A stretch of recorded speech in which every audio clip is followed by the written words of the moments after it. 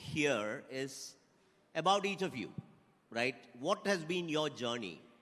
And let's start with the ladies.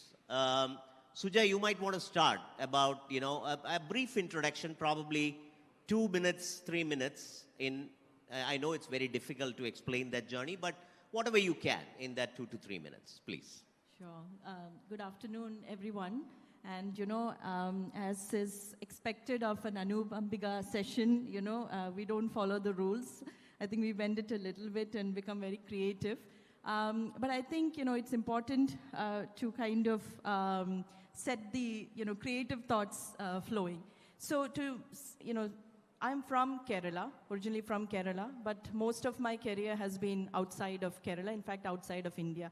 I started my, work life in North America. So, I kind of started in consulting and IT, although I was not trained in IT as an engineer. I ended up managing IT professionals and also advising them on outsourcing when outsourcing was at the peak. It has been a very interesting journey because one of the biggest things I moved back to India around 10 years ago. And, initially when I was moving, and I moved with a management consulting firm called KPMG, and initially when I was moving, I had these reservations around, how is it going to be? I'm used to a certain kind of work life and the kind of, interesting projects and things that are happening in a very well-developed market. But 10 years down the road, I think I have a very different opinion about India and Kerala. In fact, I now am the person who has been converted and who speak about the immense possibilities and the immense potential of our talent here. So I think I've been very grateful for the many opportunities, but I have been primarily in management consulting, led multiple million-dollar deals to manage those kind of deals with across sectors, and then had a little bit of a stint in government or quasi-government because worked in a organization called Invest India. I was one of the founding members of that organization where it was all about bringing in investment into the country and ensuring that it was, we are able to ground it. I was also part of the first ease of doing business ranking framework, working with the World Bank and DPIT, so that was very interesting. And I'm very happy that this year, the last year, after great efforts by this state, Kerala has been ranked as the top achiever. So that is pretty amazing journey. And then, over the last couple of years, around maybe just under 10 years, I moved from, consulting into industry. I was leading Nissan Digital Hub, which was the global innovation hub for Nissan Motor Corporation.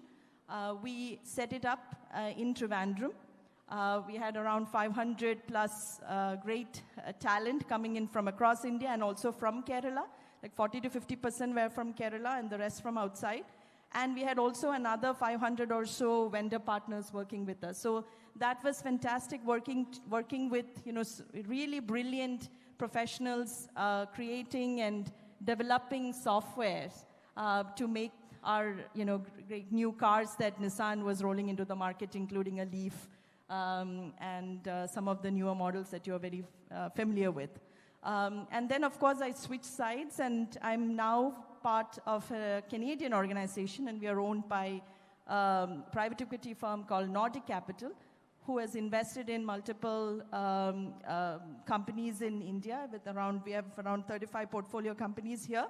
And what we do is we help banks modernize and transform. So we have a product and pricing platform, SaaS-based, and so it's interesting what Anish was saying. And we are living in interesting times, and we are rapidly embedding AI into not just our products and platform, but also in everything that we do, from operations, daily operations, to learning, to HR and all the other parts of the organization as well. So we are living in very interesting times, and I think, and that company is, by the way, called Zafin, and we have around 400 plus employees in India. So it's been a great journey. Thank you, Suja. Thank you, and that is quite a tenure that you had as part of your career. One of the reasons why I wanted each of you to listen very carefully to them is probably I'm going to come back right after these introductions with question about what is it that you want to learn out of this panel. So just have a question in your mind about what is it that you would like to hear about, or what is it that you would like to learn about from this panel. With that, I'll go to John. John, I'm sorry. Nimisha, I'll come back after John. Ladies first and second. John, so why don't you go ahead and introduce yourself, give us a little bit of a brief about your career. Now you're the Trade Commissioner, and right? That's right. Thank you. And good afternoon, everyone. Namaskar. My name is John Southwell. I'm the Senior Trade and Investment Commissioner for the Australian Trade and Investment Commission, which is Australia's trade promotion and investment attraction body. It's in some ways a little bit like Invest India, but also with goods exports and services exports attached to it. So my career actually has come in from a very, very interesting way, because you can connect the dots going backwards, but not necessarily going forwards. So when I was just about to finish high school, I'd actually gone ahead in relation to information communications and technology. But then I went to study law, and then went on to a number of public policy roles within the Australian Public Service, and then found myself here in India as a Trade Commissioner, and also doing a stint up in Delhi at the Australian High Commission, looking after food and beverage. And then in this role now, I now look after advanced manufacturing, IT, food, education, and also critical and enabling tech. So that's been quite an interesting journey. I won't bore you with all of the ins and outs for all of that, but I think it's been something which has been quite interesting, being a foreigner living in this place for the best part of 7 years, seeing how much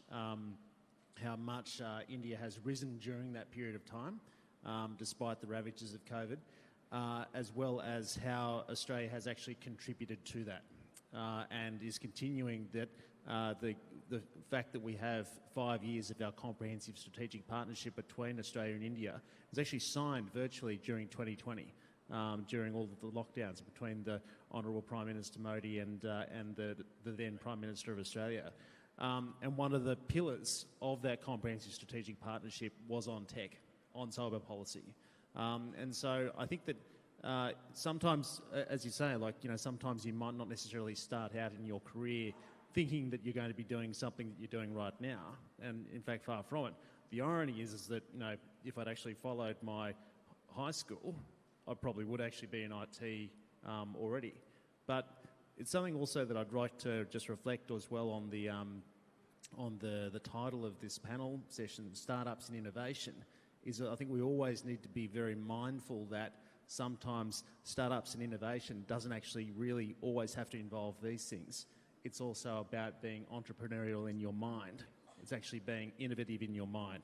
And actually sometimes a disruptor doesn't actually involve a single transistor. And so I think with that, the amount of innovation and also supporting of startups between Australia and India has grown significantly. The sky is the absolute limit. And that's one of the reasons why I'm here today. Thank you. I think we'll come back to you about questions in terms of technology transfer, in terms of university incubators, etc. But thank you very much. Nimisha, Sam has really made me feel guilty about not giving you the second chance. So why don't you go ahead and let's give a big round of applause to Nimisha, because she's probably the youngest of the lot, and a company that they built, husband and wife together, and got acquired in 2000? Last year, 2023. 23. So Nimisha, just give a little bit of a brief about what you did and your journey. Good afternoon, everyone. It's really a pleasure to be here in the panel with all these prominent panelists. And maybe, Anup sir, you might be knowing that if you give a storytelling chance to a startup, it will be a never-ending story always, because we are very professional in storytelling. So, my company is Ace Money, which is a fintech company based out of Cochin. We started Ace Money in 2020, which was during the peak pandemic time, where everybody was locked down at their home. And we started with a service called doorstep banking service. The initial product was ATM to home.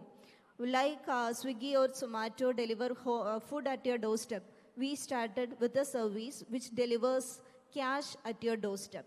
So during the pandemic time, it was like nobody was able to go out. Even the ATM counters were the least sanitized places where everybody will keep away from. So what we did was we developed an application and we made people to book for cash withdrawals through the application. And if a request comes to us, our executive goes to the doorstep of the customer and deliver money at their doorstep. So that was where we started in 2020. Initially, what we did was we hired our own employees in municipalities and corporations here. But later, as after the pandemic, actually, we understood that the need of this doorstep banking services is not majorly in urban areas, but it will do more good in rural areas where if you see that if we go to a rural place, the banks will be almost 5 to 10 kilometers away from their home. And if they want to do a banking service, say for example, they want to transfer some money to somebody, it is a half-day job for them. They have to go to the bank, fill the forms, and it is almost taking away their half-day. So that is where we went with Ace Money, and we identified local micro entrepreneurs who can actually help us with what we want to deliver to the localities. We identified local entrepreneurs like maybe kirana shops or supermarkets and enabled them to give these financial services using our platforms where either customers can walk into this kirana shop and do a transaction. You might have seen like in kirana shops there will be a board written ATM available here where there is no big ATM machines. It is actually micro ATM machine working there. So and also if the people need, this kirana shop owner itself will deliver the services at the doorstep of the customer. So that is basically what we do. We majorly focus on tier 3+ cities, core rural areas all over India. And yes, recently in 2023, we got acquired by a Chennai-based cash management company, Radiant Cash Management Services. They are basically into cash management and we are into digital space, and we saw that a strategic partnership between both will do well in the working in the hinterlands of India. Thank you, Nimisha. So Anish, I'm going to skip you since there was enough introduction about you and you got a chance to speak. Now I come to Babu. Babu has been a serial entrepreneur, investor. He has been my investor in the company that I created. Quite a lot of history between both of us. Babu, why don't you just give a little bit of a brief about yourself and your journey? Thank you, Anu. Good afternoon, everybody. I'm a serial entrepreneur. Typically what that means is you fail many times, so you could never, you fail once, you try again. I personally had 17 failures, so a lot of times I talk to startups and, they haven't failed many times, so I probably set the record for that. But along the journey, figured out a way to build a couple of companies. Stamps.com, built it in the garage and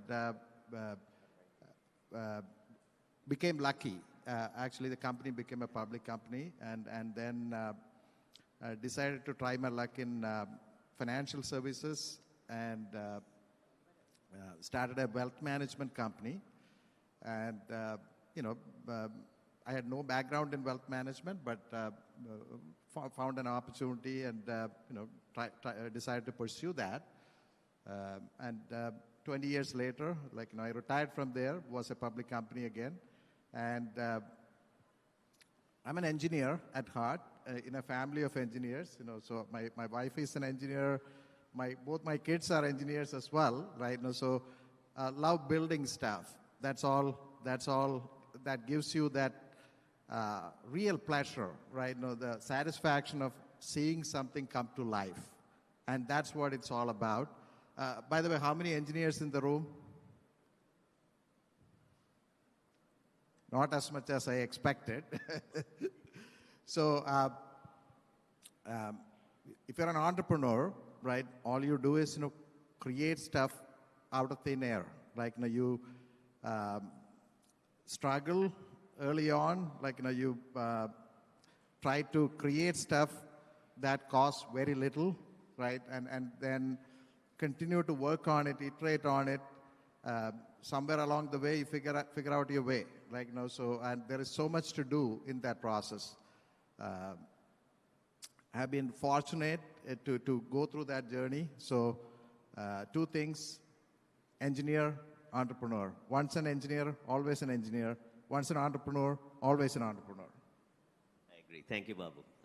Babu is being very modest here. I can tell you a story about how I just gave him a PowerPoint presentation and he wrote me a check of 2 crores to build LLMs. So that's the kind of investments that he's talking about. He always works on his gut, I believe. We'll talk a little bit about that also during the course of the time. But I want to introduce, so basically, we usually think that once a computer engineer, always a computer engineer, right? You have not seen many people who have been a computer engineer and then become a genomics expert. And that is a man who is sitting right next to me. That is Sam Santosh. In the first half of his career, I think he was more leaning towards writing software. And then he learned that genetics is the software of life. And then he started to learn genomics and genetics and built several companies around that. Sam, we are very eager to hear your story. Thanks, Anu. It's always a pleasure sharing a stage with you. Good afternoon, everybody. Thank you for giving me an opportunity to come here and talk to you. The thanks to the organizers. Anu has already said so many good things, so I don't think I should add much about too much in the past. I'll just talk a little bit about the genomics journey, which is the last 15 years. I started a lab here in Kochi called SciGenome. The lab is still there in the Kakanad Special Economic Zone. And I started a DNA sequencing and bioinformatics facility. It's sort of the first one in India. But I saw it as an incubator. So I incubated over the next 12 years, I incubated 4 companies in that. The most well-known among them is MedGenome. MedGenome, AgriGenome, Saxon Life Sciences, and a company called MagGenome. So though I can't claim to join the Anish Club of a unicorn, all the 4 companies together got a valuation of over $1 billion. So I can say I'm sort of 1/4 as successful as Anish. The last 2-3 years back, I stepped off from all the companies. I got into the third innings. The software was the first, genomics was the second, and as a third innings, I am more trying to help other companies. So I still have the SciGenome lab. I'm incubating a company from the US who are creating new antibodies, engineered antibodies, for both the Indian pharma as well as global pharma. And I'm also helping an AI software company. So those are 2 business activities that I have. But my personal passion in the last couple of years or 3 years has been more to setting up the Kerala Genome Data Center. That is for the Kerala government. I'm leading that initiative of trying to get the value of Kerala's fantastic biodiversity, which is captured in the genomics of Kerala, flora, fauna, and humans, and the microbes. So we are trying to extract this data and put it up into a powerful data center with an AI front end and a high performance cluster as a back end, and which will enable many entrepreneurs like you as well as researchers to access data, create new algorithms, and create solutions which can be of great value to fields like synthetic biology, gene editing, even traditional healthcare, where the genomic information can be of a lot of use. And the other project that I'm doing is more a personal passion. I'm setting up a garden through the trust that we have called the SciGenome Research Foundation. I'm setting up a garden for botanical plants, mostly medicinal plants, but focusing on the plants covered in the old 17th century book called Hortus Malabaricus. Some of you might have heard of it who have been science students, but otherwise people might be surprised at that. It's a Dutch name. Hortus Malabaricus is a Latin name created by the Dutch. when they were ruling here for about 100 years. It means Garden of Malabar.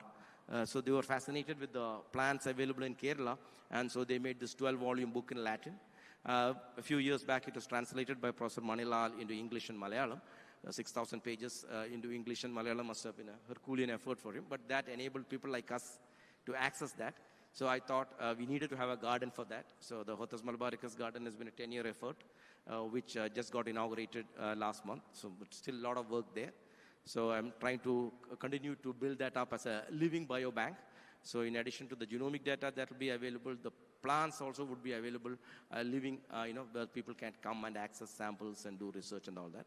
So it's a non-profit initiative, so I welcome all of you who would be interested to learn more about plants or take up any of these plants and do research, or even just to propagate them. We are happy to give out saplings. Many of them are endangered, many of them are very difficult to get now. So it is all of, I think, our duty to make sure that our wealth, the Kerala's wealth, is not lost. So we can all jointly, plant these trees and other plants across the state. So thank you very much, and I'm happy to take questions. Yeah, we wouldn't take questions like that, but I would like to hear from the audience, and I'm hoping that there is somebody with a mic walking around. What is it that you would like to learn? You have an idea about what these people are, right? What have they done with their life? Is there anything that you would like to learn from them? Is there any questions that you would like to specifically ask? Yes, we can hear you. We can hear you. You can speak, yeah. Today's topic is of innovation is one of the topic, vital topic. Vital topic is innovation. So innovation can happen only if there is a spectrum of hardware involvement. And India is focusing on a futuristic proposition, the hardware area. Policy has been regulated, cross-border regulations has happened. Now we are focusing on digital economy. The world is moving on knowledge economy and knowledge industry. I'm afraid to say only from Trade Commission from Australia is portfolio on defense. I heard something like that. So this hardware involvement, what policies, regulations, startup Kerala has? Sir, can you also introduce yourself since you asked a question? I am founding principal of PRI in India, representing European Union. Founding principle of? Printed intelligence. Britain intelligence, yes. It's a $1 trillion economy. $1 billion economy. $1 trillion economy. $1 trillion economy. You are using now in your mobile printed intelligence. Okay. Your display is a printed intelligence. Right. Electrode of your battery is a printed intelligence.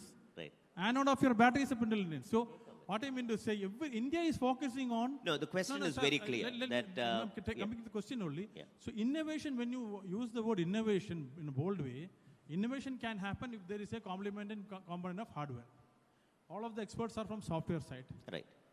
She's from Nissan Digital Economy. Nimisha used to have a... I'm not completing my question, sir. Nimisha used to have a hardware. Just wanted to let you know. Sir, we have advanced much in hardware. Defense is importing billions of hardware in sensors alone, which is PI. Health sector, PI. No, but what is the question? What is the question? Question is that what is the innovation focus Kerala under startup has in the hardware sector? Right. We'll come to that. We want to involve. We are creating an SP with KSADC. Now I would request as chief of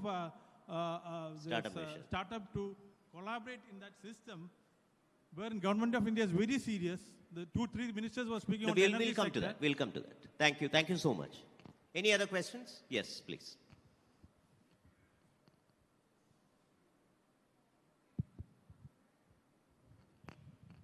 We have one. We'll take questions. Yes. Sir, my name is Yasin. Can you be a little louder? I think there is something wrong with the sound system, but be a little louder, please. Is it okay now? I can't hear it. Hello? Yeah, go ahead, please. Yes, sir, my name is Yasin. I'm running a small food tech startup in Malappuram that we are processing fresh fruits, and we are making it into a fresh juice concentrate that which can dilute into a fresh juice with all goodness of fruits, like nutrients, minerals, and aroma. Even freshness we are locking. And now we are processing more than 20,000 kilo per day, and we are doing a business of 25 crore per annum. My question is this, sir, to especially, sir is from Perindalmanna, I am also from Malappuram. For us, this is all simply a mystery, like venture capitalists, angel funding. They're all still a mystery to us. Like, from your experience, where do we find them? Like, what is it like to get an investment from these kinds of institutions? So we don't have any idea like that. So it's better if you can, from your experience. So you were asking Anish Yes, sir, how yes. you could get investment around a food-related technology that you have developed or a food-related product that you have developed. Yes, sir. And Is more, that- more than that, the informations or I have tried to read many books. Like, if you can suggest anything like, that also would be helpful. No, that's fine. We'll come to that. So basically, investment for food-related technologies is Yes, what sir, you. yes. Yeah. Next one, please. Yes. Good afternoon. My name is Ewout de Wit. I'm the Consul General of the Netherlands for South India. So first of all, thank you for bringing up Hortus Malabaricus. You say it's Dutch, but we say it's the first Indo-Dutch scientific publication ever. So happy to visit at one point your Big garden. round of applause for that, actually. Yeah. My question, I'm based out of Bangalore, the startup capital of India. What is it that can make Kerala special for startups and innovation? That's what I would like to know from some of the people. What do you think? Where does Kerala's strength lie? Thanks. Thank Good you, thank you. afternoon. So basically, I'll just reiterate the question so that I have it written down properly. So you're asking about what is it that Kerala can offer as opposed to a Bangalore? What are your specialities? What are your niche sectors? That is your question. Okay, thank you. Yeah, please go. Good afternoon. I'm Pradeep Kumar M., freelance management systems consultant, technical auditor, and international trainer. My question is with respect to the startup movement. Of course, innovation is inbuilt. We find that while there are a number of startup companies which have taken over and are flourishing, but a small percentage, not very small, a particular percentage of the startups have vanished or disappeared. So wouldn't it be a good idea to conduct a root cause analysis, find out why they have not successfully gone ahead and why they had to close down? Because that sort of analysis will help newer entrepreneurs to come up. That's all. Thank you. Yeah, let me reiterate, sir, your question. Is that, can we do an analysis of why a startup did not become successful? What was the reason for a shutdown if that happened? Why some of the startups? Some of the startups, yeah, that's fine. So are we doing a postmortem analysis is what you're asking? If not, why? If so, then, how can it help? Good. Any other questions? Hello, myself Jackson. I'm a startup in agriculture sector. I have a product that can produce, that the trees can produce more oxygen, and photosynthesis system can increase. And one more thing is septage treatment technology in a very... Sir, this is not a pitching session. You need to ask your question. What is it that you would like? Yeah. Where I get to implement that for any testing or any facility. So I contacted so many institutions, research institutions. Nobody took that decision. Where I get the... So you're looking for testing / regulatory or compliance facilities, validation facilities, Yes. which will help you to validate your technology. That is what you're asking. Okay. Any other questions? Yes.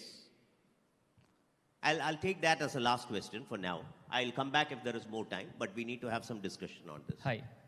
So my question is, how is Kerala supporting the tech startups and products coming out from Kerala? And there are things like remote working and AI and everything, right? And can Kerala be a hub for that? And especially Workala, places is where Uber founder wrote the first line of code, right? So those things, how can we happen more of it? And events like these are very much needed for the branding purpose for the Kerala as well. And kudos to the event. And that's my question. Thank you. Thank you. I think that is a question that I also had, is that there is a new revolution, an AI revolution that is happening in every sphere of business, and how do we get to that? How do we make use of that? So I think enough questions for now. We'll get into the discussion. I know that these are little tough questions. We can say that, but we can discuss about what is happening.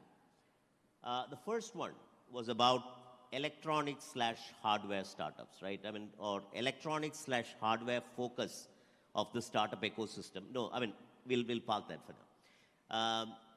So a few things that I want to say is, A, we have a facility called Maker Village. I don't know if Nambiar sir is here somewhere, but Mr. Madhavan Nambiar is here, the chairman of the Maker Village, which is the first hardware incubator out of the entire country of India.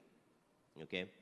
And there are 3 companies from Kerala which has actually got the PLI scheme. So there is a company called Netra Semi, which is an AI edge company. There is a company called Silicium Circuits, which has actually developed an indigenous chip.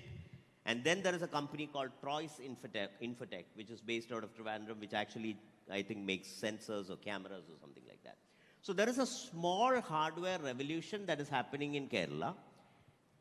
Do we have a fab? Do we have investment into that sort of facilities? We don't have yet. I won't come to the question yet. But from a venture capital perspective, right? How is the startup scenario for the hardware startups? I'll ask Anish, I'll ask Babu also, but you being a serial entrepreneur. Babu, what is your take? Would a VC put money on a hardware startup? I'll tell you why startup scenario in India is staying away from hardware, please. Yeah, hardware in general is tough, because it takes a lot of capital, right? So, for investors in general are looking for less risky, they want to manage the risk, right? So when you raise a lot of money, and the software businesses in general gives you that ability to scale quickly, and so you can manage the risk better. But having said that, there are so many great hardware companies, like Intel, NVIDIA, the largest company in the world, right? So what I'm saying is, it is once you make it, it is difficult, right? But once you get through it, right? Now, so you have to persist, and if there is a product market fit, and if you are able to make progress, and it's that billion-dollar outcome. Yeah. So I think generally that is the case. No, I'll come to you. Let's give the panel a chance to explain. Sir, humble request. Only John, one. No, sir. One suggestion, sir. One suggestion. Because sir, I took your question. People take it wrong. The hardware which I am talking is the basic tool for this AI, robotics, digital economy, anything. That is the hardware. Disruptive hardware, which the monopoly lies with Samsung, iPhone, Israel. There, I am sitting with those people. That's why I'm talking this language. So that India has a huge opportunity. We have the intellectual human capital. You are talking of conventional hardware, sir. Populated hardware. No, actually there is a Center for Material Sciences. There is an Indian Institute of Material Science. Yeah. Graphene, there is a Center for Material Sciences in Tricur. There is an Indian Institute of Graphene that all is theory, getting sir. established. Productivity, I'm telling. 2D materials are being researched on. Sir, India, ever since our fab in Rajasthan got spoiled in the 1970s because of the quota scheme, China has taken over and India has lost that game. Now India is trying to catch up. And everybody is trying to catch up. There are fabs being set up, and slowly it'll happen. It'll happen. Anish, I know that you had John, do you know, how is the semiconductor / hardware scenario in Australia? I mean, you are a developed economy. I mean, how have you seen a lot of hardware manufacturing or innovations coming out of the country? I think probably it's fair to say that over the last 20 or 30 years or so, Australia has certainly moved towards becoming a more services-based economy and also exporter of raw goods, and a lot of the manufacturing, etc., has gone to other places, including India for that matter. So something which the government has put in place is actually just, and I think it's probably a realisation because of all of the global shipping restrictions, etc., during COVID, was this thing called a future made in Australia. So basically not just organising to increase the processing offshore, but also making sure that there's onshore capability for very critical and enabling things, such as semiconductors and that sort of thing. So it's something which our government is very invested in. And I guess in a similar way, it's like Make in India. It's actually trying to create those sovereign capabilities to actually develop those things as well. Might I just also add that, I'm fairly sure that if I did a poll of the people in this room here, the majority of people would be using Wi-Fi at some point or another over the course of the next 24 hours. That's actually an Australian innovation. Wi-Fi. Was created by our Commonwealth Scientific Research Organisation. And so the idea behind that, was created in Australia. The hardware is actually made everywhere in terms of enabling Wi-Fi. So quite often, yes, there is the need for hardware factories everywhere, but quite often this stuff, startups and innovation, it's actually the ideas up here which are actually possibly most important sometimes. All right, thank you. I think, we'll park that discussion. We'll get into the next one.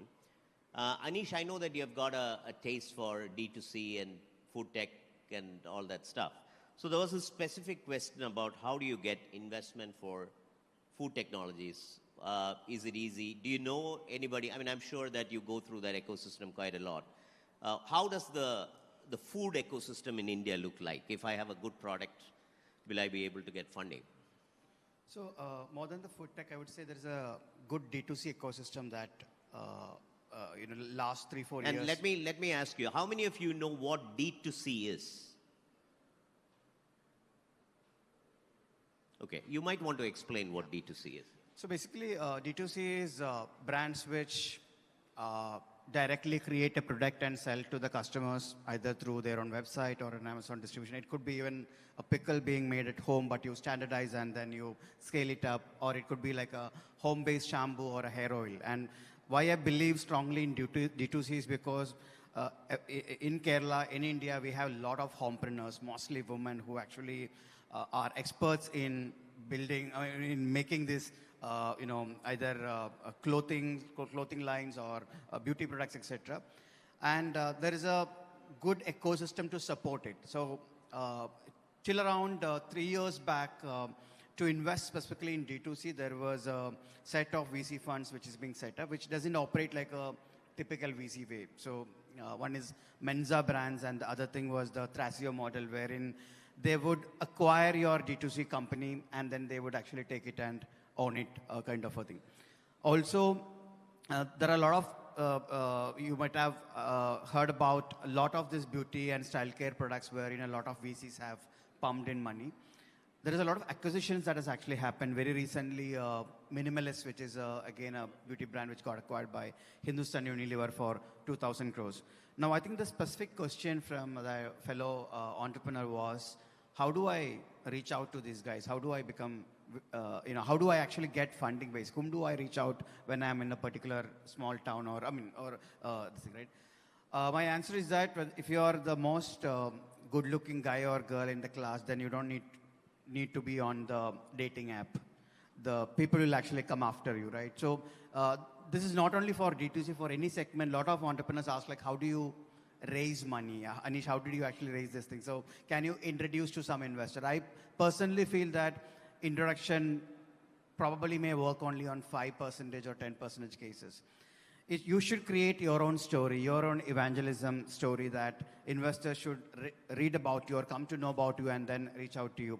There are, enough D2C brands getting funded every month, but are you are organically being reached out to your prospective investors? Getting the list of investors, etc., is something which you can always get it from the internet. But then the effort that is actually required, the storytelling, like the way you are trying to acquire your customers, again, investors is also another set or segment where you need to actually figure out ways to reach out. There are ways and mechanisms, obviously not in a panel that we're in, but there are investors and there are ways to actually reach out to that. So I would also say that there is quite a lot of funds that are, you want to say something? Or? Talking direct to consumer, there's a Keralite company, Fresh to Home. Yes. You know what they sell, right? Yeah. Fish. And growing phenomenally. right? So, and venture funded, right? So, again, if they've created a phenomenal story, they deliver a service, that they guarantee, right? That is fresh, right? And they are chased by investors. Right. I can maybe add a point. I want to fully agree with Anish with my experience also on raising money. You have to get the money to come to you. So that is the most important part. If you are begging for money, it's very difficult to get the money. So the story that you make, the solution that you are able to project, and give the FOMO effect, the fear of missing out effect to the VCs. Because at the end of the day, they are also scared. They don't want to miss the really good ones. So how do you get to project your story as a good one, which they are at risk of missing out? If you do that, there's a very good chance. But the basics have to be filled out, that your company has to be viable, the story has to be sound good and be true to some extent and all that. In the genomics journey, for the 4 companies, I raised over $150 million from various institutional investors, HNIs, VC companies, and even from private equity. So, it is a very good learning experience for me. Anup, can I just add 10 seconds? Absolutely. So at least some learning, so probably which I can share, it may add value, right? So while building open or all of my startups, whether successful or not, one thing which I always focus is to get the story out through the media, because journalists likes writing stories about this. The first thing is like to build relationship with the journalists.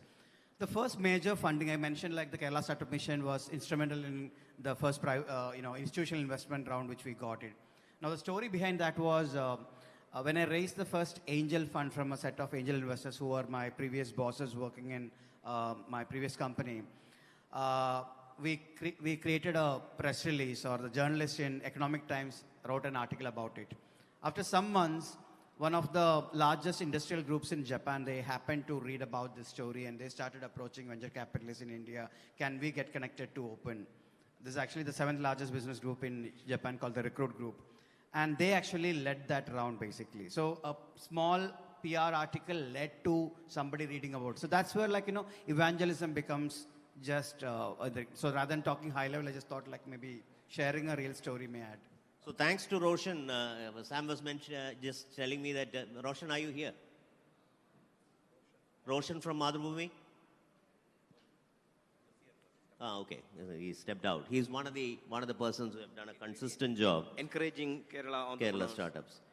Now, Suja, I'll come to you with 2 questions, right? One, this D2C ecosystem, has it led on a women-empowered entrepreneurship, right?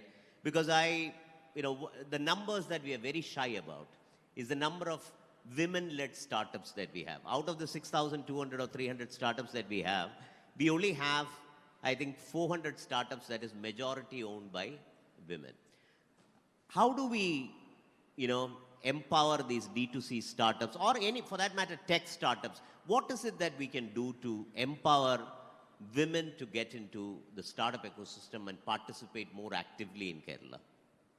It's a great question. I'm glad you asked, because in Kerala and even nationally, I think the numbers are still around below 20, right? Maybe around 16 to 18%. One of the things I have always seen is it's not because there is a dearth of talent or there is a dearth of creative women. It is just that they are not getting probably the opportunities. So, KSUM has been actively, promoting, and, entrepreneurs like yourself, Nimisha, these are good success stories, right? Just like you sell your product, I think it's also important to talk about the opportunities, market about the possibilities, and what support a government or, institutions like yours provide for women entrepreneurs. The second bit is you have to also look at the social and cultural fabric of where we are from, right?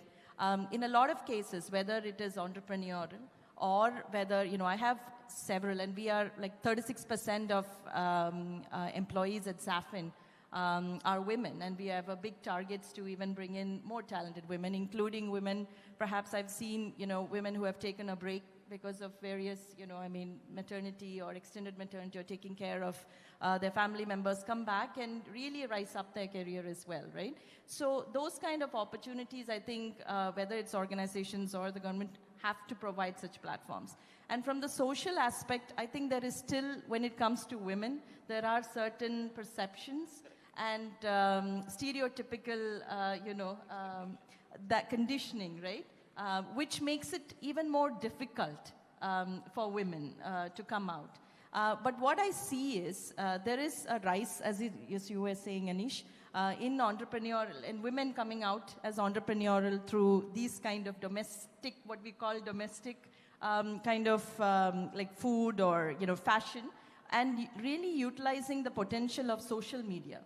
Like for instance, the last time I walked into a store and bought something, I don't know when it was, because I usually shop online, and I find that on Instagram there are so many different brands, people who are coming up with such creative ideas, and even from Kerala, I don't know, they may not be registered with but they are still active.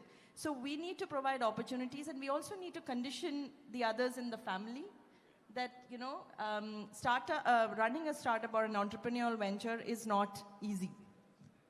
Thank you, Suja. I now want to pick your brain a little bit on the question that the Consul General asked, which is a very, very, very interesting question.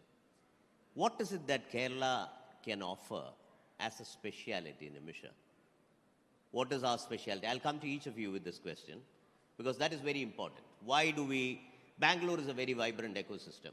Personally, my thought is that Bangalore is a very vibrant ecosystem because Bangalore is a very vibrant, IT or industrial ecosystem also. There is a Peenya, which is the industrial area. You have the Whitefields and the Hosurs and the Surjapurs, which is the IT corridors. And it was a natural offshoot of what was already there. But I think we are in our infancy stages. And how do we, what are the specialty sectors that we could think about? What do you think, Nimisha? As far as our industry is concerned, it is a fintech industry. And when we started the company, and when I was telling about my company somewhere else, in the other states of the country, everybody had a doubt. Okay, fintech and Kerala doesn't match, because when we say the word fintech, always people have a thought that it should be either in Mumbai or in Bangalore, because obviously that is the fintech hubs. But in Kerala, do you think that a fintech business can be successful is the question which I always get. And that is why we wanted to prove that a fintech can be more successful in Kerala. But I want to cut you out there. Yeah. We are not asking whether fintech can succeed. No. Is fintech sector that you think Kerala can, excel in? Yes. Kerala people always have an open mind to experiment things. That is the best quality which I see in the people in Kerala. Whenever we come up with a new innovation or a new product, and when we say about this to the people, they are ready to do the experiment. And they are ready to give us their feedbacks. And that is how usually startups grow, from the feedbacks. It can be a criticism, like more of they will tell what are your flaws first, and then we will more look into it. And again, we have a very inclusive ecosystem because... So fintech, you are sticking with fintech. Okay, you believe that fintech Kerala can do very well. Yes. To answer you, just to add to that, there is a city named Trichur, which is right next to Cochin, where probably the non-banking financial institutions or the microfinancing industry has flourished. So I personally believe that if you were to go with fintech, we then need to have the Muthoot and the Manappuram and all the Kurichitty funds of Trichur, help us do some solutions. So there is an opportunity for fintech. I always thought that it is in the microfinancing sector. But Babu, what are your thoughts? I think, we are, when you think about Kerala, right, beauty, right, natural beauty, we want to maintain that. So that means that you don't want to go into industries that are polluting, right? So that is clear. Now, within that, we are great at healthcare, right? Healthcare is one of the largest industries out there. There is so much you can do. Even financial services, I would say, right? Now, that is a large part of the economy, right? So, and you don't need a lot of hardware or other dependencies. And it's purely things, that you can read and learn, right? We are good at that. So then I'll come to things like space technology. It's sad that we are not far enough when so much capability is here, right here in the state, right, with BSSC here, right, and space technology is booming right now, right, but we don't have a strong play today. So there are possibilities, right, and then I would say nothing prevents us from taking a leadership role in AI, right, because again, we are great at math. So financial services, healthcare, space technologies, and you're saying that the AI layer, we have a great opportunity that we can move forward with. Sam, I pretty much know your answer, but please, what is our strength, specialty sector? I mean, Kerala is one of the most biodiverse places in the world. So there is no doubt to the value of the genetic data that Kerala has. I already spoke about the Kerala Genome Data Center. But still, though we have the initiatives like that, we still don't have the, maybe what the right word, maybe the guts or of the risk. Because just being first or just having some capabilities doesn't cut it in this world. I mean, even we talk about IT and Bangalore, but the first IT techno park in India came up in Kerala. But we had many other constraints and other problems and earlier bad or doubtful decisions made about not having enough engineering colleges here and all that made scalability in Kerala such a problem. So Kerala missed the boat in the last 20 years, and in the last maybe 10 years you're making up, but the previous 20 years we lost out. So we have a very good or very sad case that we might miss out on the genomic opportunity too, unless the government moves fast, liberally allows genome sequencing of humans and storage of human data. And the problem here is partly the media too. I mean, the hype of some small mistakes earlier, like the sprinkler case and things like that, has made the environment a little toxic, that as soon as you talk about data and sharing data, everybody gets very worried. But that is so unfortunate, because there are very clear standards for creating data and storing data and sharing data across the world. So it's nothing new. We have to sort of get out from our smaller myopic mindset and think about the larger possibilities that is happening across the world and how do we fit in. So Kerala has the most valuable thing, like the way the Gulf countries had oil, we have the genomic data. So we have to make sure that that is extracted properly and provided out to the world. And that adding to what Babu said, and that will ride very well on the healthcare system that we have. Kerala has one of the best primary healthcare systems in the world, right? And we have many other beautiful systems like, things Kudumbashree. I mean, the Kudumbashree system that Kerala has, it should actually get a Nobel Prize. I mean, those are the foundational systems that Kerala has been able to build, a democratic, socialist, inclusive system that we have been able to build. But at the same time, some of the opportunities we have missed out. So I think we are very close to missing out the genomics opportunity. And one of the opportunities that we missed out was electronics, because Kerala started the first electronics company and... Yes. Sure. Absolutely. What's your outside view? What do you think Kerala is good at? I'm going to probably answer this just slightly differently, in that how would I sell Kerala to Australian exporters and also those who are looking to set up businesses here? And there's probably three things. First of all, the diaspora in Australia. Malayali is actually one of the fastest growing languages in Australia. And Australia actually has 1 million strong people of Indian origin, but the fastest growing number of that is actually Malayali, which actually is a huge market in our terms. 1 million is not a very big number here, I know, but 1 million is huge to us. It's about 4%. Yeah. So that's the first one. The second one is the literacy rate here. It's about 96%. It's incredibly strong. And so that for us, I think, is a very attractive thing.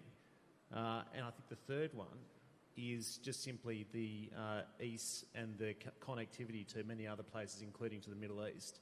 Can I just reflect also, I want to also associate myself with the comments about the growth and the rise of females in the workplace, and including on this panel. The young lady who's been supporting me over the last day or so here in Kochi, she has a degree in physics and computing and is studying her MBA. And also, I read just earlier on that there are the number of females at high school outnumber males very strongly. And so you can actually see there's that demographic dividend. So I'm going to give you 4. There's that demographic dividend that is coming through as well of a very highly educated group of people, incredibly literate, and also from a gender diversity point of view as well. And I think that really should be celebrated. These are all selling points. Thank you. And we are trying very hard to sell these points to the rest of the world. But Ardra here tells me that I've got only 5 minutes. Probably I'll take 5 more. But I really, really want to touch upon this last topic. There are 2 questions that I'm going to leave out right now. One is about the testing and validation facilities, which I can talk about a little later, offline, and about the survey that we might want to conduct if startup becomes not successful, or a part of startup that doesn't become successful, then what do we do about it? That is a question that I would take offline. But I really want to touch upon Felix's question about there is a disruption that is happening right now, right?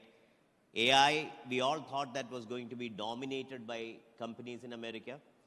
Suddenly there is a DeepSeek that has come in and open sourced and democratized, and now we have like new models coming up every single day. And we know for a fact that there is a window of opportunity of agentic AI that exists probably for the next 2 years or so. And this is the last question to each one of you, so take a minute and answer this. How do we make use of that opportunity? What should we do? Yeah, I think as I mentioned earlier, every SaaS model is getting disrupted. Every accounting software, there is an equivalent of a vertical AI-based agentic solution which can actually... Anish, let me ask you this question. So I have a SaaS application. Wouldn't, as a company, now I would do it, right? I would transform myself into an AI app. So a Zoho is not going to come to Anup for doing that, right? So the companies itself will transform into AI. So where is the opportunity? So the opportunity is that probably Zoho is one of the tools that you use. You use a Gmail, you use another software for advertising. Now this particular vertical AI basically tool could be the one which could actually look for a bill in your Gmail, update that on Zoho, so go to the GST. Small plugins that you can develop. It's not actually plugins. Some of them are billion-dollar companies like Lean, etc. So there are newer companies which will integrate and automate repetitive tasks and do agentic actions for any industry, basically. It can be for Thank healthcare. You. Adra is giving me this harsh look, so I'll just quickly pass through. Suja. One of the things we talked about was the demographic dividend and the talent pool, right? Very critical in AI is the speed at which you're going to upskill yourself, because I believe everyone, irrespective of whether you're in a company, startup, or in school, you need to start using it, understanding it more, and bringing it back into your curriculum. Because at the end of the day, the speed at which companies, like even ours or any other company, whether it's a startup or not, is absorbing it and embedding it, and it's in your day-to-day life. Thank you, Suja. Point taken. I think we need to have an AI literacy campaign that goes across multiple sectors of the society. Nimisha? I think the use of AI in data will do wonders in future. So data is the backup of every business, and that is where we will have to smartly use AI to boost our business. I think that is the most valid point. I don't think India is storing enough data to make custom models which will fit to the demographics of India.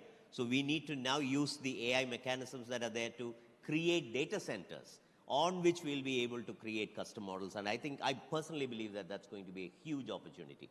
John, again, from a... Globally, we need to be incredibly agile from a governance and policy perspective to make sure that there are appropriate laneways in place to enable AI to flourish, to become better, and for people to become literate in it, etc. But equally making sure that it is not used for purposes for which it should not. I guess with that great power becomes great responsibility, and actually making sure that governments have that framework brilliant in point. place. While the innovators or the technologists start, throwing out solutions, On the other side, parallelly, policymakers need to start thinking about how do you regulate AI and make sure that there is ethical usage of AI and things like that. And that will only create an ecosystem for the AI to flourish. Can I just a clarification? I'm not talking about regulation for regulation's sake. It's actually to make sure that things are in place to make sure that there isn't a breakdown in society. Absolutely. That type. Absolutely. Babu. So when you talk about AI agents, right now, it's a combination of deep vertical knowledge, right? Now, see, every human is going to be a superhero, right? Because underlying AI capability is going to make you become superheroes.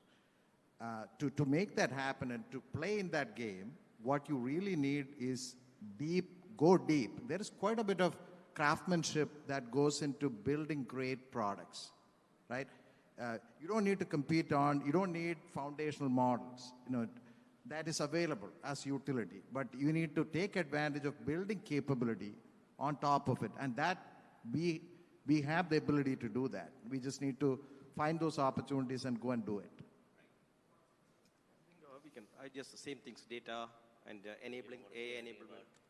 I always thought Sam would say, biology and AI is going to come together and create superhumans, because that is going to be one synergy that is going to happen. I mean, we have got a computational synthetic biology center that is getting set up in Cochin University of Science and Technology in association with Synthite. We were just saying that the most amount of funding is coming into anti-aging right now. Most of the billionaires are writing a check so that they could stay young and make use of their money, right? So I think it is interesting times. Thank you, ladies and gentlemen, for being in this panel and sharing these great insights. I hope the panel was of a little use, at least to everybody who was sitting and listening to us. Thank you very much. On that note, I'd also like to request Sri Anup Ambika to present a token of our appreciation to all the panelists and our keynote speaker on stage, starting with Sri Anish Achyutan, co-founder and CEO of Open Financial Technologies, who delivered the keynote address in this session about nurturing the future of startups and innovation. Can we have the... Yes, Sri Anup Ambika will present the memento. That's Anish Achyutan. Ms. Suja Chandi, Chief Sustainability Officer of Zafin Global and Managing Director of Zafin India.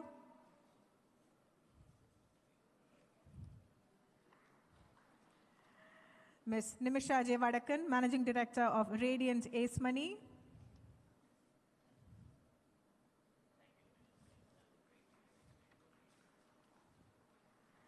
Mr. John Southwell, Senior Trade and Investment Commissioner from Australia.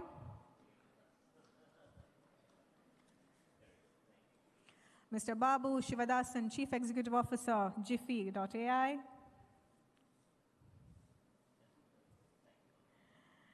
And Sri Sam Santosh, Managing Trustee of Sai Genome Research Foundation. And to present a token of our appreciation to Sri Anup Ambika, I'd like to bring on stage Ms. Ambali CN, Assistant General Manager with KSIDC. Thank you, sir, for shuffling the format around a bit and accommodating the maximum number of questions. That really benefited the session. And may I also request all of you to step up for a group photograph. Ambali ma'am, please stay. All of you, please step up for a group photograph. Thank you. I know it's the post-lunch session, but can we have some more applause for them? Such diverse perspectives on the future of startups and innovation in our state. Thank you. Thank you, ladies and gentlemen.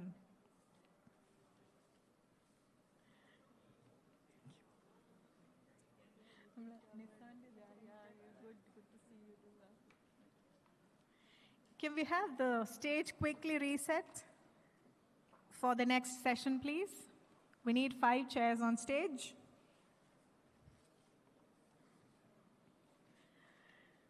Without any further delay, we are jumping right into the next panel discussion, and this is about catalyzing growth, port-led development as a bridge to global trade. Can we have, yes, Some volunteers, please. We know that ports are vital gateways for global trade, connecting local economies to international markets and driving economic growth. So port-led development fosters regional and global trade, enhancing logistics and creating economic opportunities.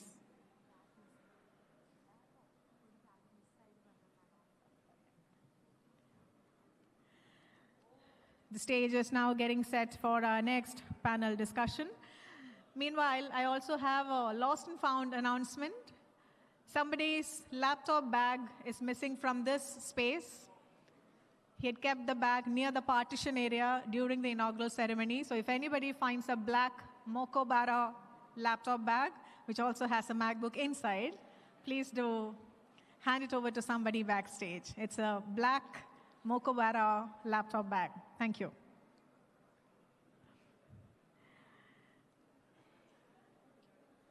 We request everyone to settle down in your seats. We do understand the enthusiasm to talk to our panelists and speakers. Coming on stage first, the moderator for this session, Dr. Divya S. Iyer, IAS. She's the Managing Director of Vizhinjam Port and also the Director of Cultural Affairs Department. Hearty welcome on stage, ma'am. She's being joined by the keynote speaker today, Honorable Rajesh Kumar Indukant Modi. He's the Deputy Minister of Trade and Commerce, Government of Zimbabwe. Hearty welcome on stage, sir. He's an accomplished entrepreneur and the Member of Parliament for Bulawayo South, a constituency in Zimbabwe. Welcome, sir. Being joined by Mr. Pradeep Jayaraman, Chief Executive Officer of Adani Vizhinjam Port Private Limited. He has extensive leadership experience in digital transformation, operations, and analytics across various industries. And Mr. Praveen Thomas Joseph, Chief Executive Officer of DP World Ports and Terminals, Cochin. He's worked in organizations like Aspinwall and Company Limited before. 20 years of diverse experience in logistics with focus on third-party logistics, port and terminal management, etc. And finally, completing the panel on stage, Captain Amresh Jha. He's the founding director of Canoe Shipping India. He's a distinguished maritime professional with over 25 years of experience in shipping management. He's also previously served as the nautical consultant and surveyor in charge with the Mercantile Marine Department of Government of India. Hearty welcome, sir.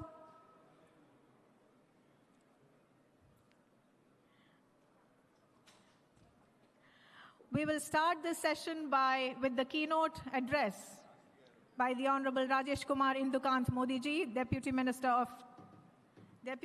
of Trade and Commerce, Government of Zimbabwe. Hearty welcome, sir.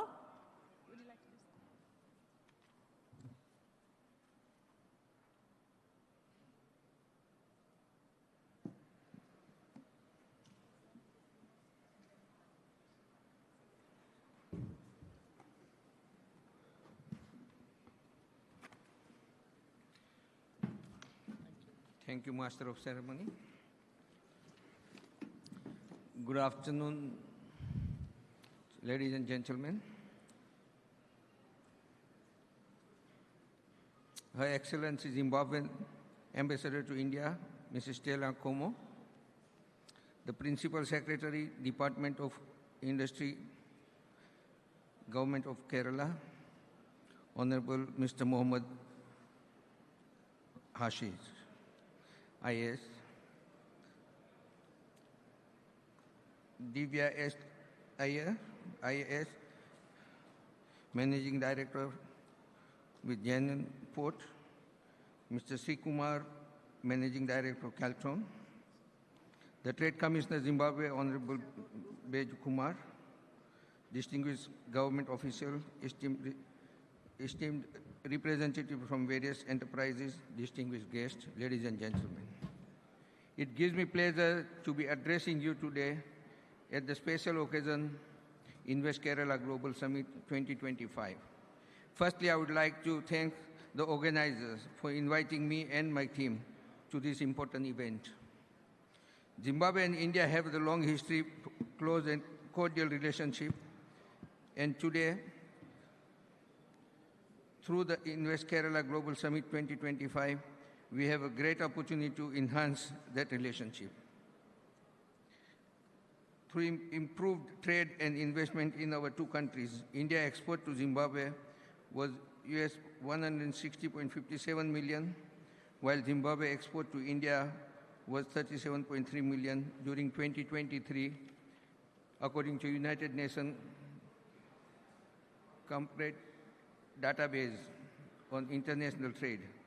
The current figures are not good enough, but the trading lines that exist can be stepping stone for India and specifically for Kerala state manufacturers to supply more goods to Zimbabwe market and the whole continent of Africa through the African Continental Free Trade Area, the AFCFTA.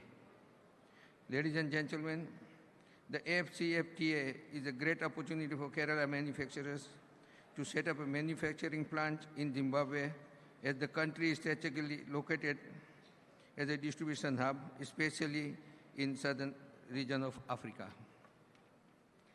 Zimbabwe should soon start trading under the second phase of the guided trade initiative, which is meant to test the resilience of member state trade system.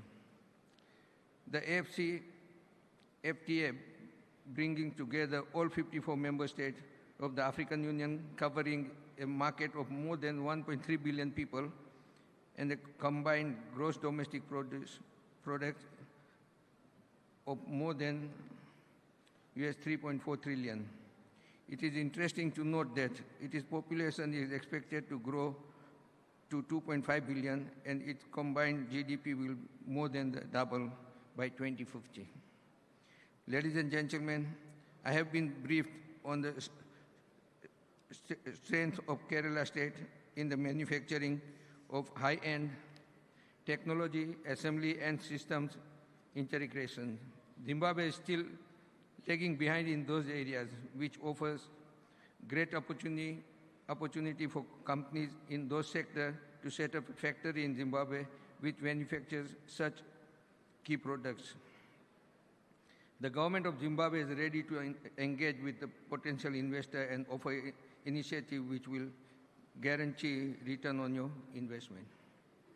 Zimbabwe has been carrying out case of doing business, ease of doing business, reform through the Zimbabwean Open for Business mantra pushed by our President of the Republic, Dr. Idi Managagwa, with a vision of upper middle income society by 2030.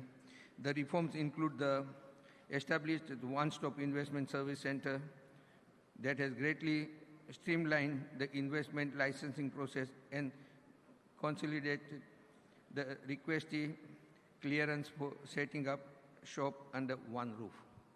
One thing I want to tell you, Zimbabwe is border 4 countries. And currently our president is the chairman for SADC. That includes 16 regional countries.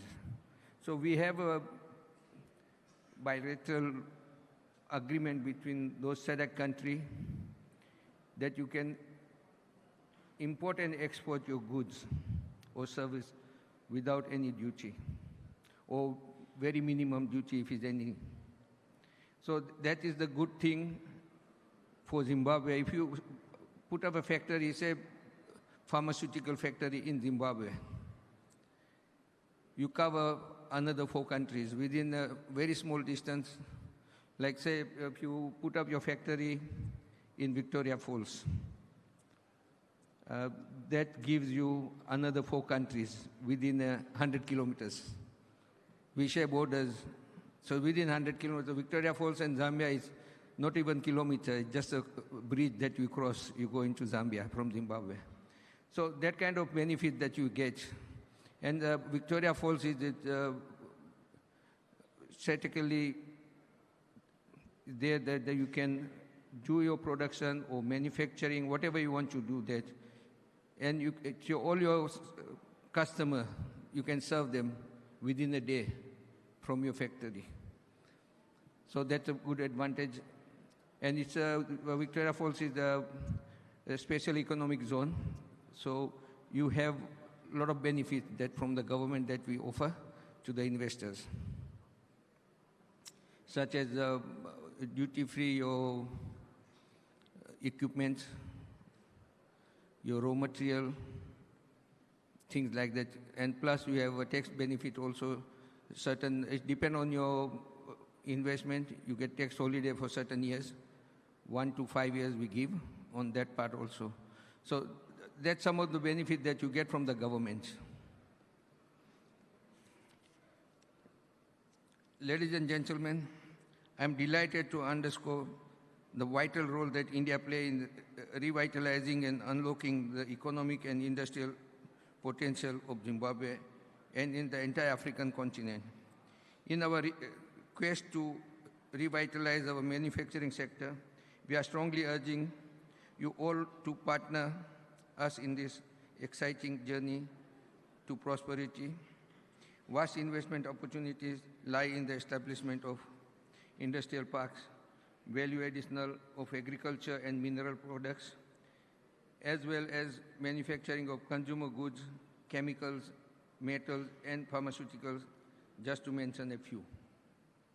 Zimbabwe manufactures less than 10% of the pharmaceutical products, hence there is an opportunity in this area.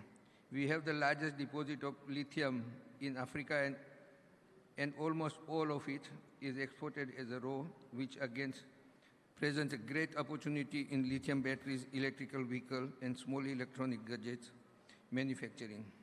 There is no single local producer of solar panel at only 33% of households connected to grid electricity, and I know India is one of the leading producers of the solar energy products. So here is the opportunity for the Indian companies. The solar panels and solar equipment, whatever regarding you use in the solar power generation, our government has decided to allow duty-free. So you can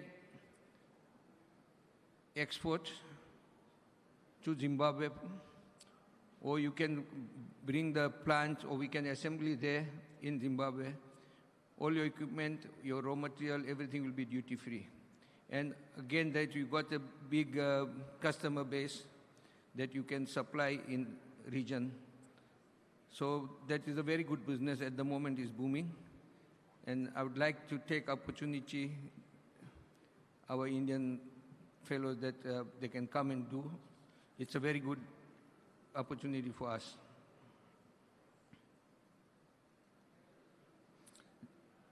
Zimbabwe poses high growth potential across various sectors, particularly for the investor willing to engage with long-term opportunities in its key industries.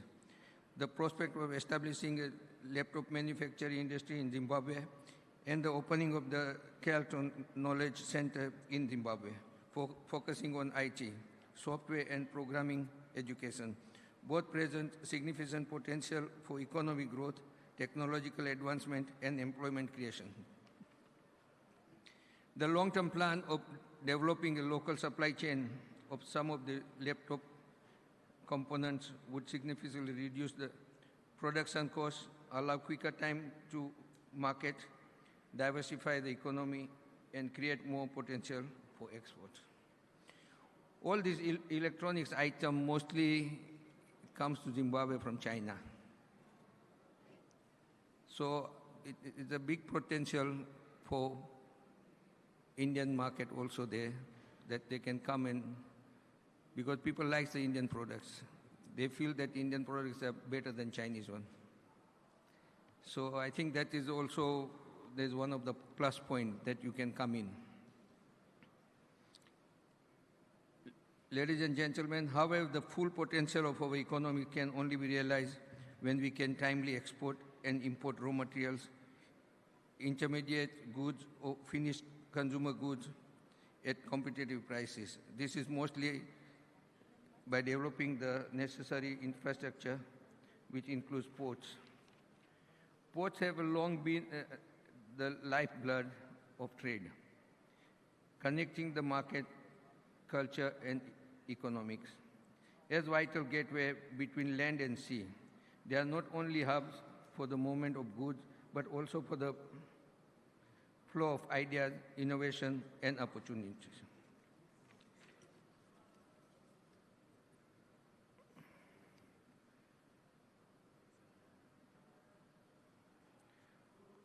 The Open Vizianam International Seaport in Kerala. I believe it's the biggest in Kerala, the first automated port in India which locates close to shipping routes between Europe, the Persian Gulf, and Far East. The port is equipped with modern infrastructure and latest technology. The natural depth of the port is 24 meters, so big cargo ships can dock.